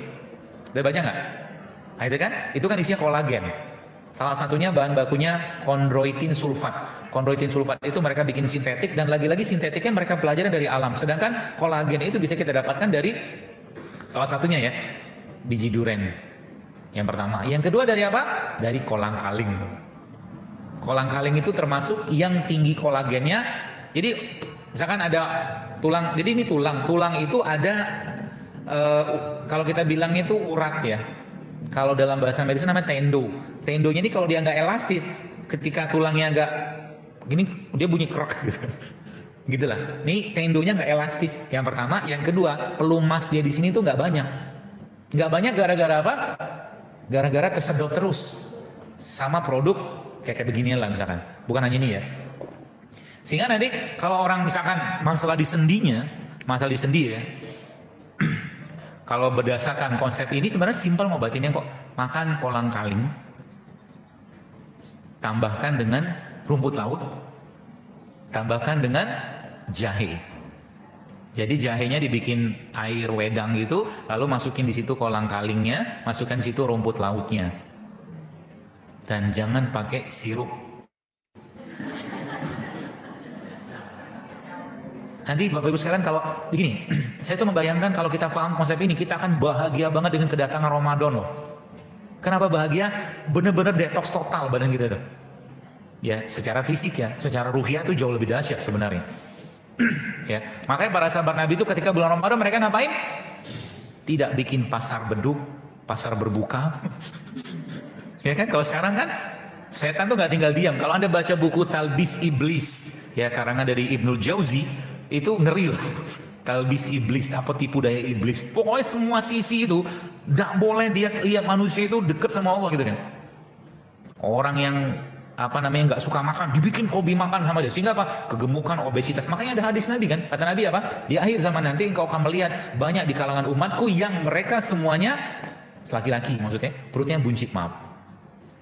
Itu bagian dari fitnahnya iblis. Makanya kalau Anda punya suami yang mohon maaf badannya agak gede, bahasa halusnya ya gede depannya gitu kan, perutnya maaf, coba challenge sama dia, ajak challenge, yuk kita sama-sama perbaiki yuk pola makannya. Anda mau nggak usah ke gym kok, nanti di handphone juga banyak tuh aplikasi buat Anda exercise gitu kan, tapi exercise itu cuma 20%. Exercise cuma 20%. Tanyalah sama orang-orang yang pelatih di gym itu, exercise itu hanya menempati 20-an. Jadi promo lagi katanya politik. Exercise itu hanya 20%. Ya, hanya 20%. Sisanya 80% apa? Nih, makanan. Jadi nggak usah ke gym. Anda kalau sholat yang benar aja, perut Anda pasti benar. Anda kalau kita sholat yang benar aja, tulang belakang kita pasti benar. Kenapa? Ya karena memang disitulah. Jadi sholat itu ada stretch, relax. Nanti cobain di rumah. Jangan sekarang. Saya nyobain tuh kemarin, sempat nyobain. Waktu sujud itu kan disunahkannya kan kaki kan begini tuh, begini kan nempel kan. Nah itu nanti coba paha, dengkul ini Anda rapetin. Cobain deh. Ini akan ketarik ke atas. Saya kemarin sempat belajar ilmu tentang pijat-memijat gitu kan. Itu ternyata salah satu banyak masalah orang hernia atau mungkin prolapsus atau apapun itu karena usus kecilnya keberatan. Keberatan dari toksin yang numpuk akibat sampah-sampahan makanan. Dan itu sebenarnya ketika Anda agak lama sujud dengan posisi, insya Allah nggak menyelisih izin, karena yang disunahkan itu cuman ini aja. Ya, jadi dengkul itu dirapetin, itu ini ketarik banget Bu. Makanya kalau sholat benar-benar dikerjakan secara polanya Nabi tidak terburu, tidak tergesa-gesa, sholat tuh bisa bikin keringetan. Pernah nyobain sholat keringetan? Pernah kan? Keringetan loh, beneran. Mulai dari ininya, ini kan nahan nih. Ini udah nahan nih. Nggak, kalau orang sholat misalkan gini ya, tangannya di bawah, nggak dapat ininya, dadanya. Ya, sholat itu di dada kan ini kan, bersedekap itu di dada. Sedekap di dada pasti akan membuka atau meluaskan kapasitas volume paru-paru dan jantung. Rukunya apalagi, sampai ke sujud. Ya, seperti itu. Kemudian selanjutnya adalah tadi 5 ya. Jadi di 5 itu kita agak susah dapetinnya. Ya, kalau mungkin yang ada yang pergi haji atau umroh itu bisa dapatkan delima yang gede-gede itu. Nah kalau sempat makan tuh sana. Tapi kalau nggak dapat juga nggak apa-apa. Delima Indonesia kecil-kecil. Sama kayak kuda Indonesia, kecil-kecil banget. Kemudian yang ke-15, khamat atau miswak atau siwak. Ya. Makanya siwak itu justru malah, saya ada yang kemarin udah sempat baca di postingan saya itu tentang 30 kali bersiwak. Ya. Muslim itu seyogyanya tidak boleh kena karies. Nggak boleh. Nggak boleh kena karang gigi. Nggak boleh. Orang dia siwaknya aja kalau kita baca dari hadisnya itu hampir 30 kali loh sehari. Kalau ngikutin hadisnya ya. Nabi katakan apa? Jika seandainya tidak memberatkan umatku, maka aku akan wajibkan mereka setiap habis berwudu atau setiap mau sholat mereka bersiwak. Hitung berapa kali sholat kita sehari semalam. Ini belum termasuk yang ketika masuk ke dalam rumah. Jadi kalau ibu-ibu nanti kalau suaminya pulang kerja, Anda mau ngikutin sunnahnya Nabi salah satunya, samperin dia di depan pintu dan kasih siwak sama dia. Jangan masuk pintu sebelum ente bersiwak. Karena Nabi begitu. Nabi tidak akan masuk rumah kalau seandainya beliau belum bersiwak. Hadisnya begitu. Ya, jadi total sehari kita bisa 30 kali. Dan siwak ini keberkahannya luar biasa. Bahkan disebutkan dalam hadis riwayat Bukhari Muslim, Allah itu ridho dengan orang yang bersiwak. Dan siwak itu bukan odol. Nggak bisa. Kalau menurut saya pribadi nggak bisa tergantikan dengan odol. Kalau konsepnya cuma untuk membersihkan gigi itu lain cerita. Tapi kalau di sini sebutkan bahan-bahan pada siwak itu bahan natural semua. Anda butuh fluoride dalam siwak Anda. Kita butuh silika dalam fluoride ada. Anda butuh atau kita butuh natrium dalam siwak ada. Tapi fluoride-nya bukan fluoride seperti halnya fluoride dalam odol. Itu sebabnya kalau Anda pernah baca odol-odol di luar negeri, ada peringatannya. Jika tertelan, segera bawa ke pusat penanganan keracunan setempat. Beneran loh. Kalau odol-odol di Amerika itu ditulis sama mereka. Jika tertelan, segera bawa ke pusat CDC namanya. Ya, CDC itu pusat penanganan racun lah gitu loh. Dan di komunitas mereka. Nah, kalau Anda masih pakai pasta gigi biasa, saran saya pakailah pasta gigi yang non fluoride, atau kalau emang nggak ada, ya siwak yang terbaik ya. Atau kalau memang adanya cuman itu, pakai odolnya itu, bukan pas lagi, odolnya itu setengah biji beras. Paham maksudnya? Hanya setengah biji beras. Udah cukup membuat giginya berbusa-busa. Karena odol zaman sekarang penuh dengan deterjen. Kemarin saya sempat melihat ada produk dari Singapura sih, odol gitu kan. Dan ini nggak berbusa. Dan semuanya plant based derived, jadi buat dari tumbuhan semua. Nggak ada deterjen, nggak ada fluoride, nggak ada silika, nggak ada macam-macam, nggak ada. Harganya yang bikin saya haru. Ya belilah gitu kan, pengen nyobain gitu kan. Segini tuh satu botol tube kecil gitu tuh 170.000. Ya, enggak apa-apa. Enggak boleh bilang mahal kata motivator. Oke, lanjut ya. Kemudian 16. Gas. Gas ini kalau bahasa kitanya pohon semak atau perdu. Perdu itu pohon yang tidak lebih tingginya dari 1 meteran. Contohnya apa Indonesia? Pegagan. Ya termasuk kalau jahe kan dia tumbuhnya di bawah sih ya. Ya, pegagan, kemudian ya sambiloto, gitu-gitu tuh. Di situ bahan bakunya semua kompon buat NAD tadi. Indonesia banyak sekali pohon perdu, ratusan. Indonesia itu punya sekitar 30.000 jenis tanaman obat sebenarnya. Ya. Sayang nggak dipakai. Jadi mulai sekarang niatkan ini bagian dari ketaatan kita kepada Allah. Jangan mati karena stroke. Paham maksudnya ya? Jangan mati karena penyakit jantung, karena itu penyakit gara-gara makannya bermasalah. Betul? Tidak ada orang, mohon maaf, orang yang kena kencing manis, stroke, ya seperti itu penyakit-penyakit itu setiap hari makan buah sayur, jarang menurut saya. Kebanyakan nyampah lagi. Ya, memang betul sakit itu takdir, tapi kan asbabnya ada yang kita kerjakan. Ya. Kemudian yang ke-17. Inap ini dalam surat ke-17 ayat 91, bahasa kitanya apa? Anggur. Anggur itu punya satu jenis antioksidan, sehingga saya namanya isoflavon, bukan, lupa saya. Ada pada anggur ini yang juga termasuk anti kanker pada anggur. Dan yang paling tinggi justru sebenarnya letaknya ada pada bijinya. Jadi biji anggur itu sebenarnya antioksidannya itu jauh lebih tinggi daripada anggurnya itu sendiri. Makanya ada satu minyak dari biji anggur namanya grapeseed oil, minyak biji anggur. Ya. Jadi kalau di rumah Anda mulai numis-numis segala macam yang tidak terlalu panas ya, itu bisa Anda pakai zaitun. Jadi nggak usah mulai meminimalkan menggoreng makanan. Tumis lebih baik. Tumis itu kan apinya sedang. Ya. Kalau goreng kan sudah 100 derajat semua rata-rata. Tumis, kukus, rebus itu jauh lebih baik. Ya. Itu anggur. Kemudian yang ke-18 zanjabil atau jahe. Ya, jahe ini merupakan salah satu produknya Allah atau 19 jenis tanaman Al-Quran yang dia merupakan salah satu komponen pembentukan energi dalam tubuh manusia. Itu sebabnya salah satu minuman penghuni surga adalah jahe. Di surga tidak ada es teler, tidak ada sirup. Yang dimakan di surga itu bagus-bagus semua.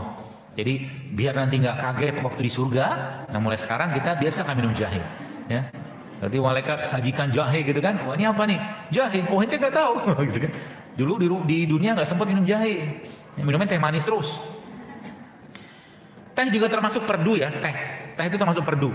Makanya teh hijau, teh hitam atau white tea itu bagus. Bagi Anda yang melakukan intermittent fasting, sebenarnya itu sangat disarankan. Ada beberapa jenis minuman disarankan. Yang intermittent fasting itu gini lah. Udah paham belum? Jadi gini, misalkan Anda makan terakhir jam 6 sore. Oke?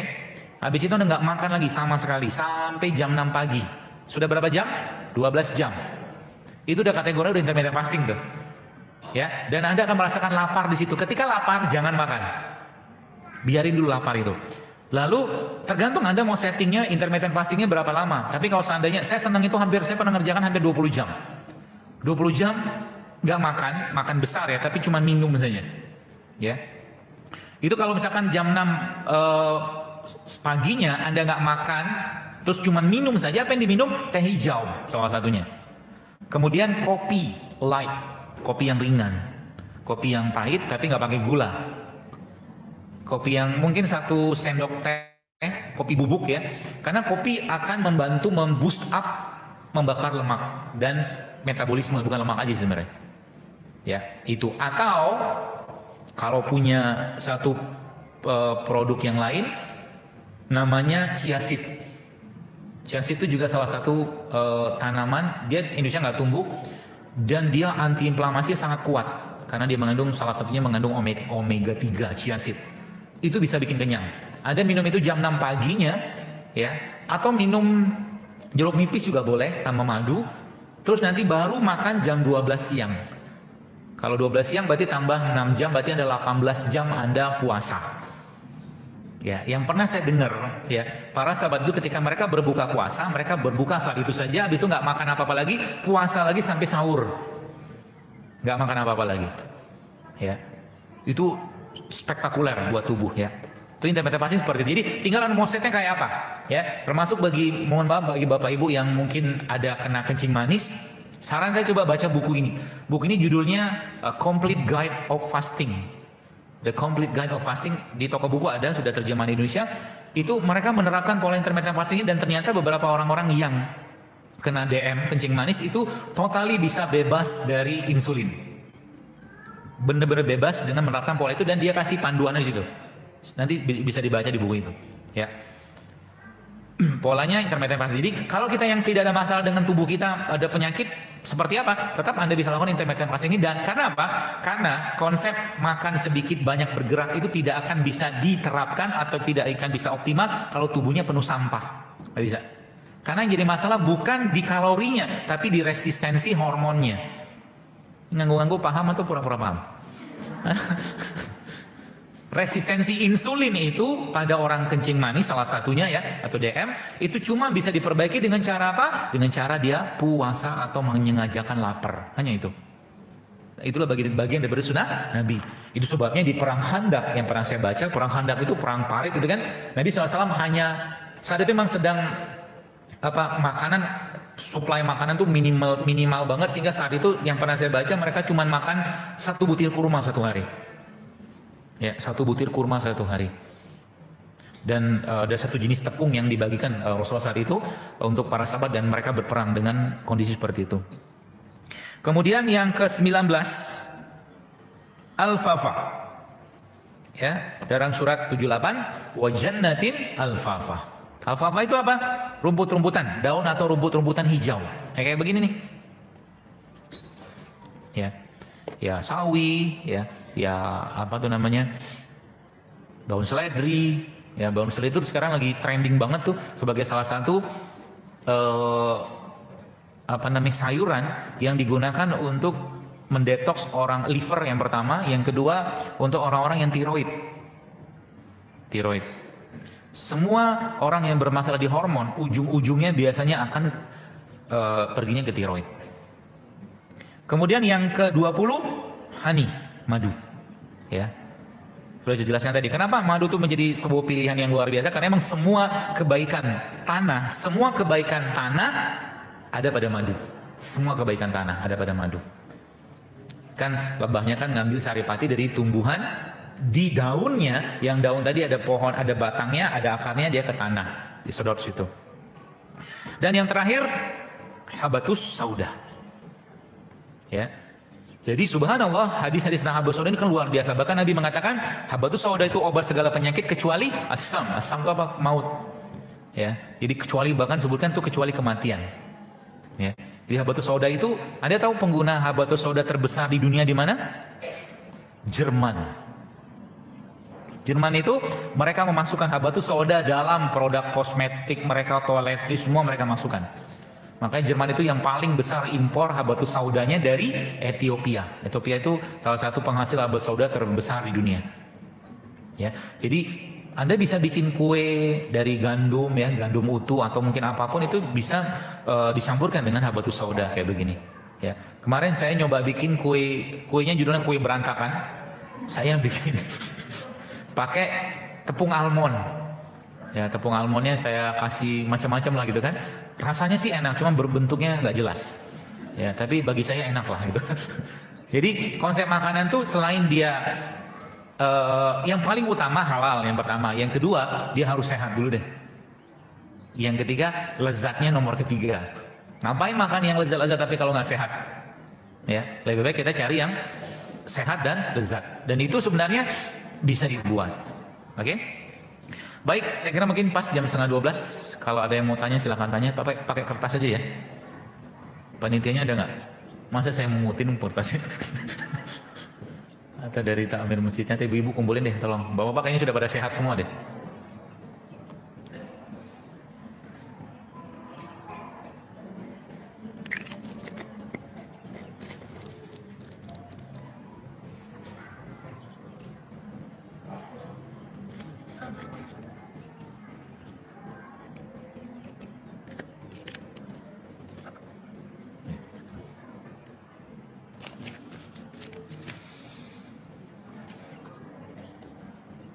Ini kalau ada yang mau nyobain silakan loh.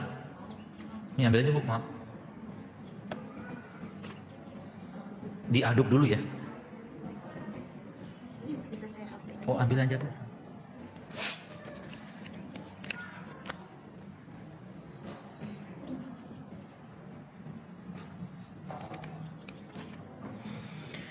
Baik, bismillah. Assalamualaikum. Ikhtiar apa yang perlu dirutinkan oleh ibu saya mendapatkan leukemia sejak tahun 2010 agar asupannya atau bisa membuat badannya selalu fit?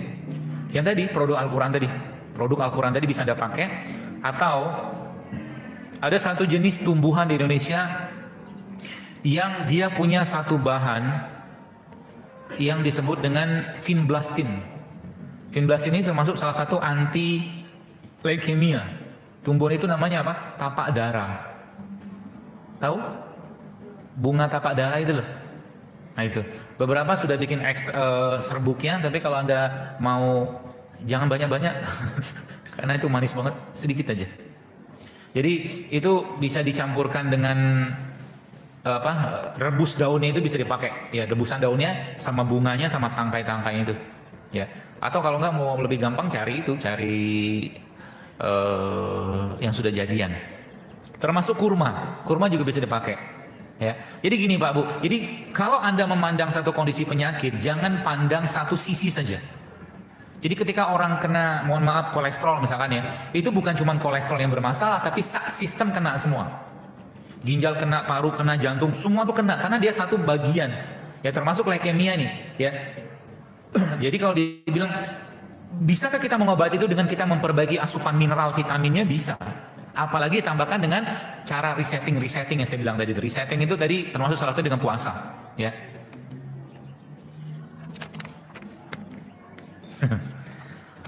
Bismillah, dokter saya ada kolesterol. Saya juga ada. Semua ada kolesterol. Dan darah tinggi, pegal-pegal saat bangun dari jongkok. Obatnya apa? Obatnya apa? Jeruk nipis, kasih madu, itu obat. Kunyit, obat. Rimpang, obat. Ya. Banyak ya. Jadi tadi nggak apa-apa lah. Maksudnya termasuk ketumbarannya juga sama. Ya. Jadi ketika Anda makan alpukat saja, makan alpukat misalkan sama coklat bubuk murni ya, dicampurkan dengan madu sedikit, dia akan memperbaiki kolesterol lama-lama. Ya. Jadi nggak masalah. Kalau pegel-pegel saat bangun dari jongkok, diapain? Dibekam. Caranya saja dibekam. Di daerah paha bawah, paha atas ini, ya termasuk di pinggang itu bisa dibekam. Bagaimana caranya agar perut, banyaknya. Bagaimana caranya agar perut kecil lagi setelah melahirkan? Sudah 2 bulan namun perut masih gendut. Susah saya jawabnya karena saya nggak tahu apa yang ibu ini makan. Kalau tiap hari ibu makan gorengan, makan nasi, makan minyak, makan tepung-tepungan, nggak bakal kurus-kurus tuh perut. Ya, bisa ditambah. Jadi gini, konsepnya itu kan lemak yang sebenarnya sisa dari, bukan sisa sih ya, tumbuh akibat proses kelahiran tadi atau kehamilan tadi. Caranya gimana? Perbaiki pola makan, jangan lagi konsumsi yang tinggi karbohidrat, ya. Dan seimbangkan tubuhnya dengan cara apa? Ya mulailah perbanyak makan buah dan sayur, terutama sih sayur. Ya, bagi Anda yang kemarin sempat ikut, ada yang ikut di sini, 7 Days Challenge. Ada yang ikut? Turun nggak berat badannya? Sebagian besar turun. Kenapa? Karena sayuran. Ada lagi. Cukup ya? Kayaknya nggak kebaca juga nih. Sayuran itu dia gulanya minimal banget, gulanya, ya. Jadi kalau itu dipraktekkan ya tiap hari, termasuk protein nabatinya, ya ditambahkan dari misalkan kacang-kacangan, itu turun berat badannya, ya. Dan perut itu exercise-nya gimana? Tadi pakai sujudnya tadi. Kalau main nggak sujud juga bisa dilakukan sendiri kok, gerakan sujud, atau dilakukan dengan cara latihan jongkok. Saya pernah diajarin sama guru saya dulu tuh jongkok sehari 30 menit. Sehari ya. Jadi bisa dicicil. Jadi nggak maksud sekalian 30 menit, nggak usah langsung. Jadi pelan gitu kan, 2 menit, 3 menit, nanti sampai setengah. Kalau nggak bisa 30 menit, 15 menit dulu. Bisa. Itu yang pertama. Yang kedua, dengan plank. Plank tau? Plank itu, nah gitulah, nanti lihat di Google. Planknya berapa lama? Mulai dari 20 detik dulu, kemudian 40 detik, 50 detik, sampai 1 menit. Ya, itu yang kedua. Yang ketiga, squat. Squat itu juga akan memperkuat otot perut. Ya, tuh. Bagi ibu yang ini tadi. Ini masih bejibun. Kasihan udah nanya. Untuk seorang yang punya sakit gagal ginjal stadium kronik atau stadium lanjut, apakah bisa normal kembali ginjalnya setelah hidup sehat ala Rasulullah? Bisa, setahu saya bisa. Tapi mungkin kalau kasus seperti ini sebaiknya dipandu atau diterapi dengan terapis yang senior. Ya, jadi Bapak Ibu yang tanya tadi nanti coba habis kajian nanti hubungin saya. Ya, nanti saya kasih beberapa referensi tergantung tinggalnya di mana. Bagaimana pandangan saya mengenai susu sapi? Saya tidak sepakat dengan susu sapi. Udah jelas kan? Ya, jangan minum susu sapi. Apapun produk susu sapi, sebaiknya jangan diminum. Kaseinnya, ada satu jenis, ada 2 bahan yang dalam susu sapi itu nggak bagus. Yang pertama kasein, satu lagi itu laktosa. Dua-duanya untuk manusia sulit dicerna. Pernah lihat anak sapi setelah masa susuannya selesai masih minum susu? Tidak pernah kan? Ya saya juga nggak pernah lihat. Karena memang susunya buat susu sapi buat sapi. Susu manusia namanya ASI buat manusia. Pahamnya begitu. Ya. Boleh nggak diminum? Boleh sekali-sekali. Jadi Nabi minum susu nggak? Minum, tapi bukan susu sapi seingat saya. Susunya susu kambing. Kalau nggak susu onta. Ya. Dan itu pun tidak tiap hari. Dan itu pun sapi atau onta atau kambing yang makan rumput, bukan makan pakan. Jelas ya? Jadi kalau saya sebaiknya kalau Anda terutama yang mengalami masalah di menstruasi, saran saya stop produk dairy. Dairy itu produk susu dan turunannya. Stop. Banyak masalah di situ. Dan bisa jadi PCO-nya muncul dari situ. Polycystic syndrome itu loh. Ya.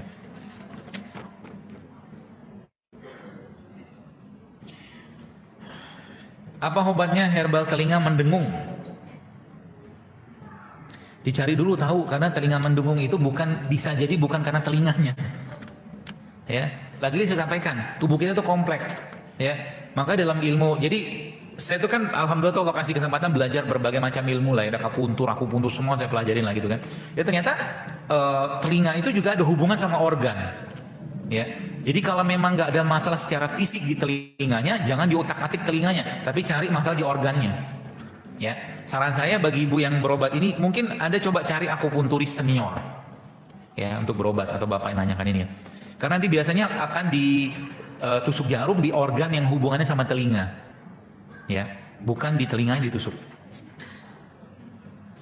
Ustaz, sekarang banyak sekali madu di pasaran. Madu seperti apakah yang dikonsumsi seperti anjuran Rasulullah? Madu yang jelas sanadnya, rawinya, matannya. Terserah. Jadi gini, kalau Anda ketemu orang yang jual madu dan jelas orang ini secara sikohnya benar dan Anda tahu dapat madu dari mana, silakan beli.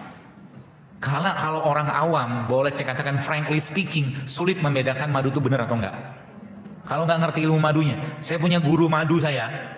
Ya, dia ahli madu banget, itu dia butuh hampir 20 tahun ya baru bisa menilai suatu madu tuh dari fisiknya, dari rasanya itu beneran madu atau campur dengan macam-macam gitu kan. Ya. Jadi misalkan Anda lihat ada pedagang lebah jualan madu dari tawonnya gitu kan. Nah, itu madu asli itu. Itu paling gampang. Tapi kalau enggak, telusuri sanad madu ini kemana. Ya. Karena kalau secara kasat mata berat, nggak bisa dites. Dan dulu kan orang bilang kalau madunya ditetesin madunya dikasih korek api nanti kebakar. Ya ada gitu kan? Atau ditetesin ke kertas nanti kertasnya nggak tembus, tergantung kadar air madunya. Tapi yang bisa kita pakai sederhana itu, Anda ambil tatakan gelas, lalu Anda masukkan air sedikit situ, Anda tetesin madu sedikit, lalu Anda goyang-goyangin Setahu saya, kalau madunya benar, dia akan membentuk heksagonal. Yang madunya tadi itu, dia akan membentuk seperti heksagonal atau segi 6. Bagaimana cara menghilangkan kebiasaan mendengkur? Benerin perut. Benerin perutnya. Karena dengkur itu muncul gara-gara masalah di perut. Yang saya pelajarin ya. Itu yang pertama. Yang kedua, benerin tidurnya. Tidurnya jangan terlentang, tapi tidurnya tidur seperti Nabi. Saya hampir setiap pagi sakit di perut, saat rasanya seperti mah dan mah yang kambuh. Apa yang sebaiknya saya lakukan? Malamnya makan apa? Oh, ada mah, ada gastritis, banyak betul penyakitnya. Insya Allah semoga Allah sembuhkan ya. Jadi, saya pikir mungkin karena stres. Kalau melihat dari beginian ya mungkin ya, karena beliau ada riwayat mah, ada riwayat kista, ada operasi sesar, dulu pernah kena usus buntu, ya komplit. Mungkin karena stres. Tenangkan diri Anda, banyak-banyak zikir sama Allah, ya. Lalu biasakan setiap pagi ketika bangun tidur, Anda minum air putih, boleh air putih hangat, atau kalau enggak air putih hangat yang dicampurkan dengan madu. Atau kalau tidak, minum ini nih, yang tadi air jeruk nipis, yang dikasih madu, dibuat sampai manis. Itu juga bisa mengatasi masalah pencernaannya.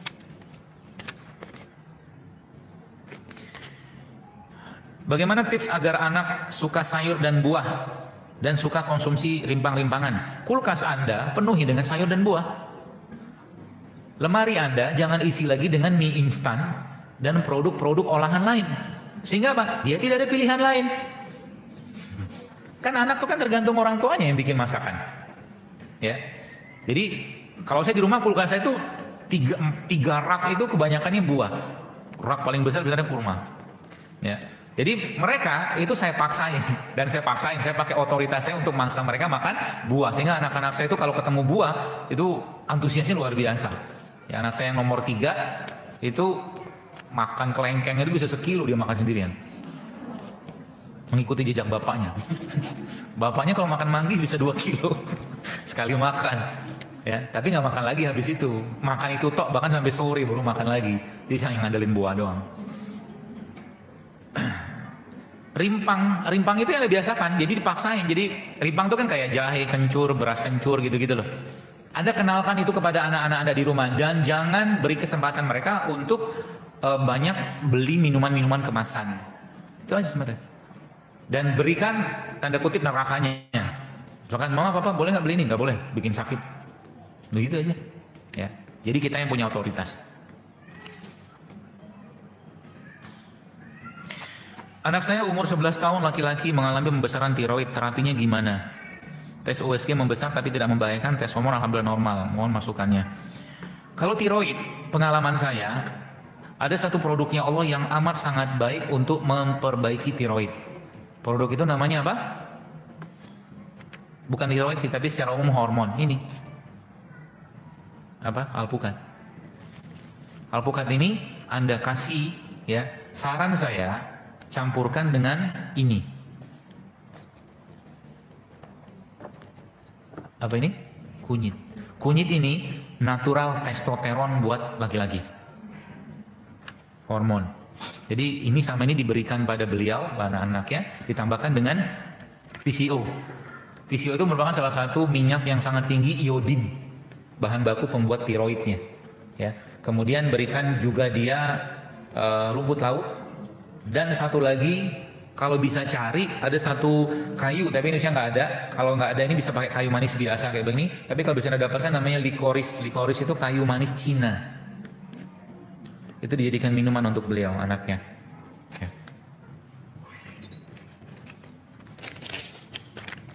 Dia likoris itu kayak apa ya? Batang pohon di sayat-sayat tipis. Nanti kalau dimasukkan dalam air, dia rasanya manis. Cukup tiga slice tipis aja, ya, nggak usah banyak-banyak. Itu insya Allah akan sangat membantu memperbaiki fungsi ginjal sama tiroid. Ya. Apa obat sakit perut di pusar kalau ditekan terasa sakit? Wallahu alam, saya nggak tahu. Karena sakit perut di pusar banyak sebabnya. Saya kan nggak periksa. Saran saya periksakan dulu deh, dicari tahu masalahnya apa. Ya. Kayak ada satu hari itu saya pernah dapat ibu-ibu yang tanya ke saya, konsul, dokter, apa obatnya untuk menaikkan leukosit? Bingung kan pertanyaannya kan? Apa obatnya, apa herbalnya untuk menaikkan leukosit? Pertanyaannya cuma itu toh. Terus saya tanya, ternyata ibu itu kena kanker coba. Ya jadi dia pola pikirnya ketika Anda bertanya, sebaiknya kasih data-data penunjang sehingga saya bisa minimal saya analisa gitu loh. Ya jadi karena kalau ditanya apa cara untuk menaikkan leukosit, saya malah justru berpikir kenapa dokter itu ketika leukosit tinggi diturunin, kan infeksi kan? Ini malah suruh menaikkan leukosit, ternyata bukan itu masalahnya. Masalahnya ada di kanker, ternyata ibu itu kena kanker gitu kan. Sehingga terjadi leukopenia. Leukopenia itu leukositnya turun. Gitu. Saya terkena TB kelenjar sehingga harus minum obat selama 9 bulan. Buka Instagram saya, ada judulnya, hashtagnya resep TBC JSR. Lihat di situ. Ada saya jelaskan itu, ada banyak herbalnya dipakai, termasuk salah satunya kunyit jeruk nipis. Situ sudah ibu-ibu bisa bikin di rumah, baik untuk TBC kelenjar, TBC tulang atau TBC paru. Ya nanti lihat di situ.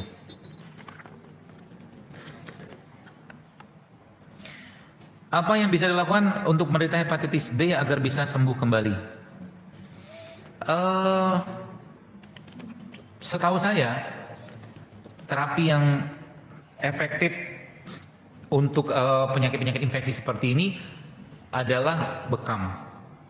Ya, tapi untuk hepatitis B saran saya nanti sampaikan pada yang membekamnya bahwa Anda kena hepatitis supaya nanti perlakuan alatnya betul-betul sempurna, ya tidak campur aduk, ya.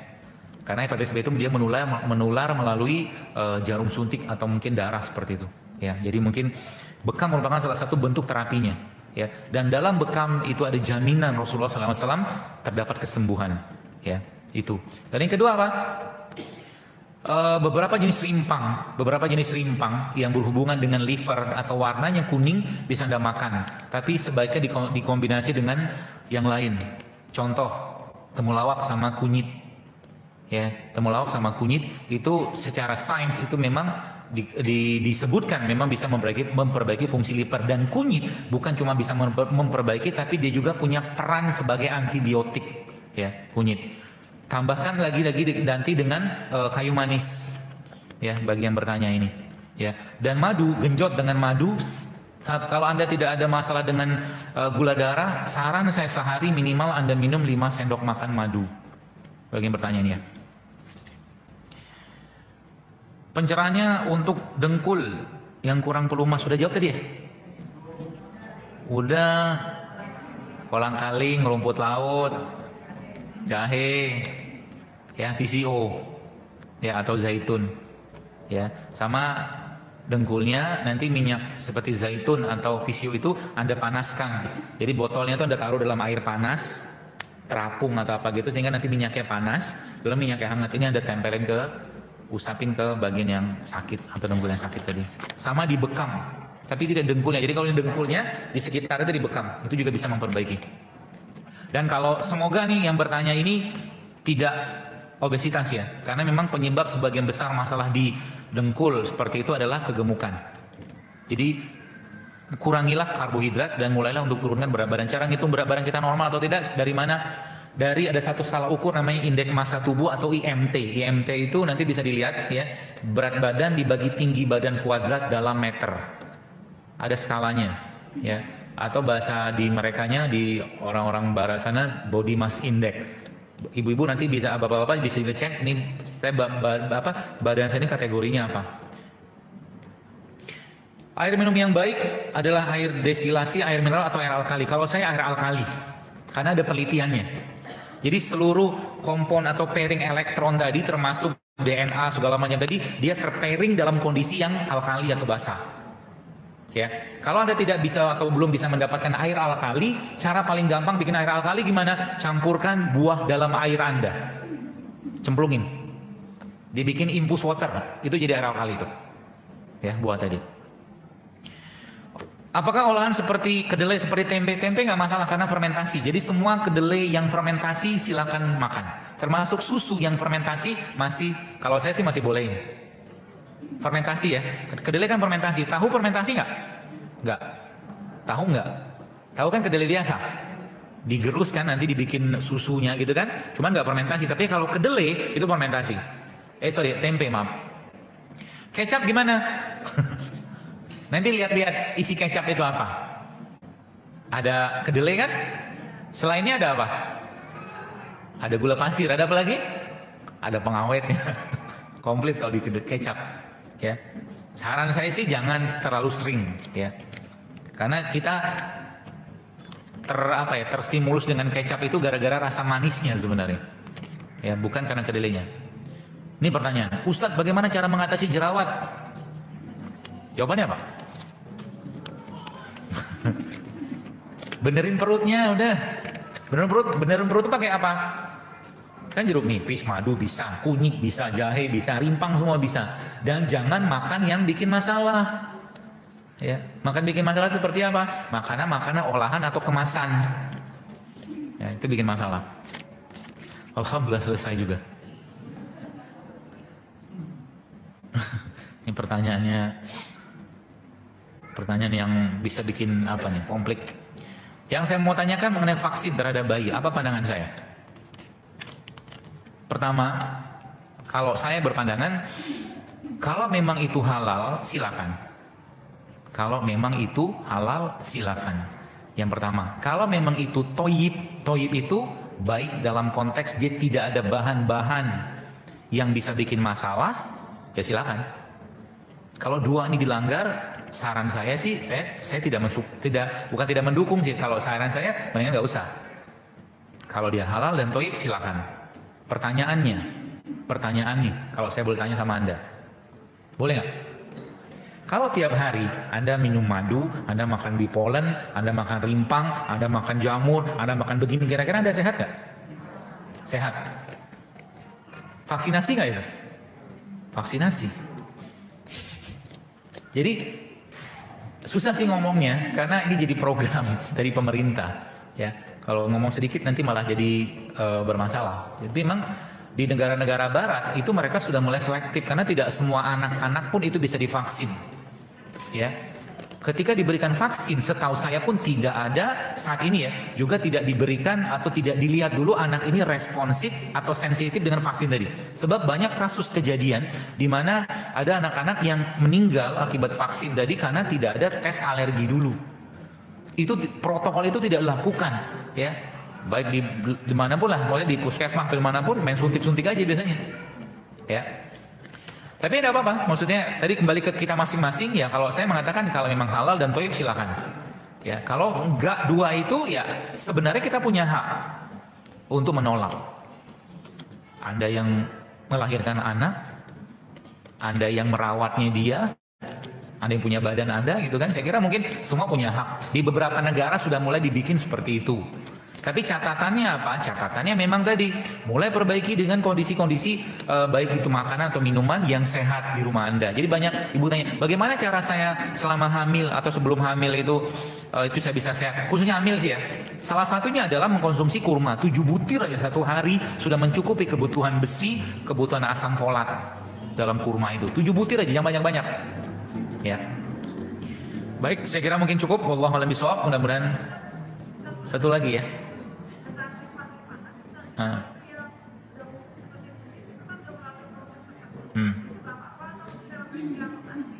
Kalau ibu bisa bikin yang asli aja. Iya. Karena kan proses dan kemasan atau pengolahan. Jadi ginilah. Itu sebenarnya bawa apel luar. Jadi apel saya potong. Apel itu kalau saya taruh di sini kan lama-lama kan kuning, berkarat, oksidasi.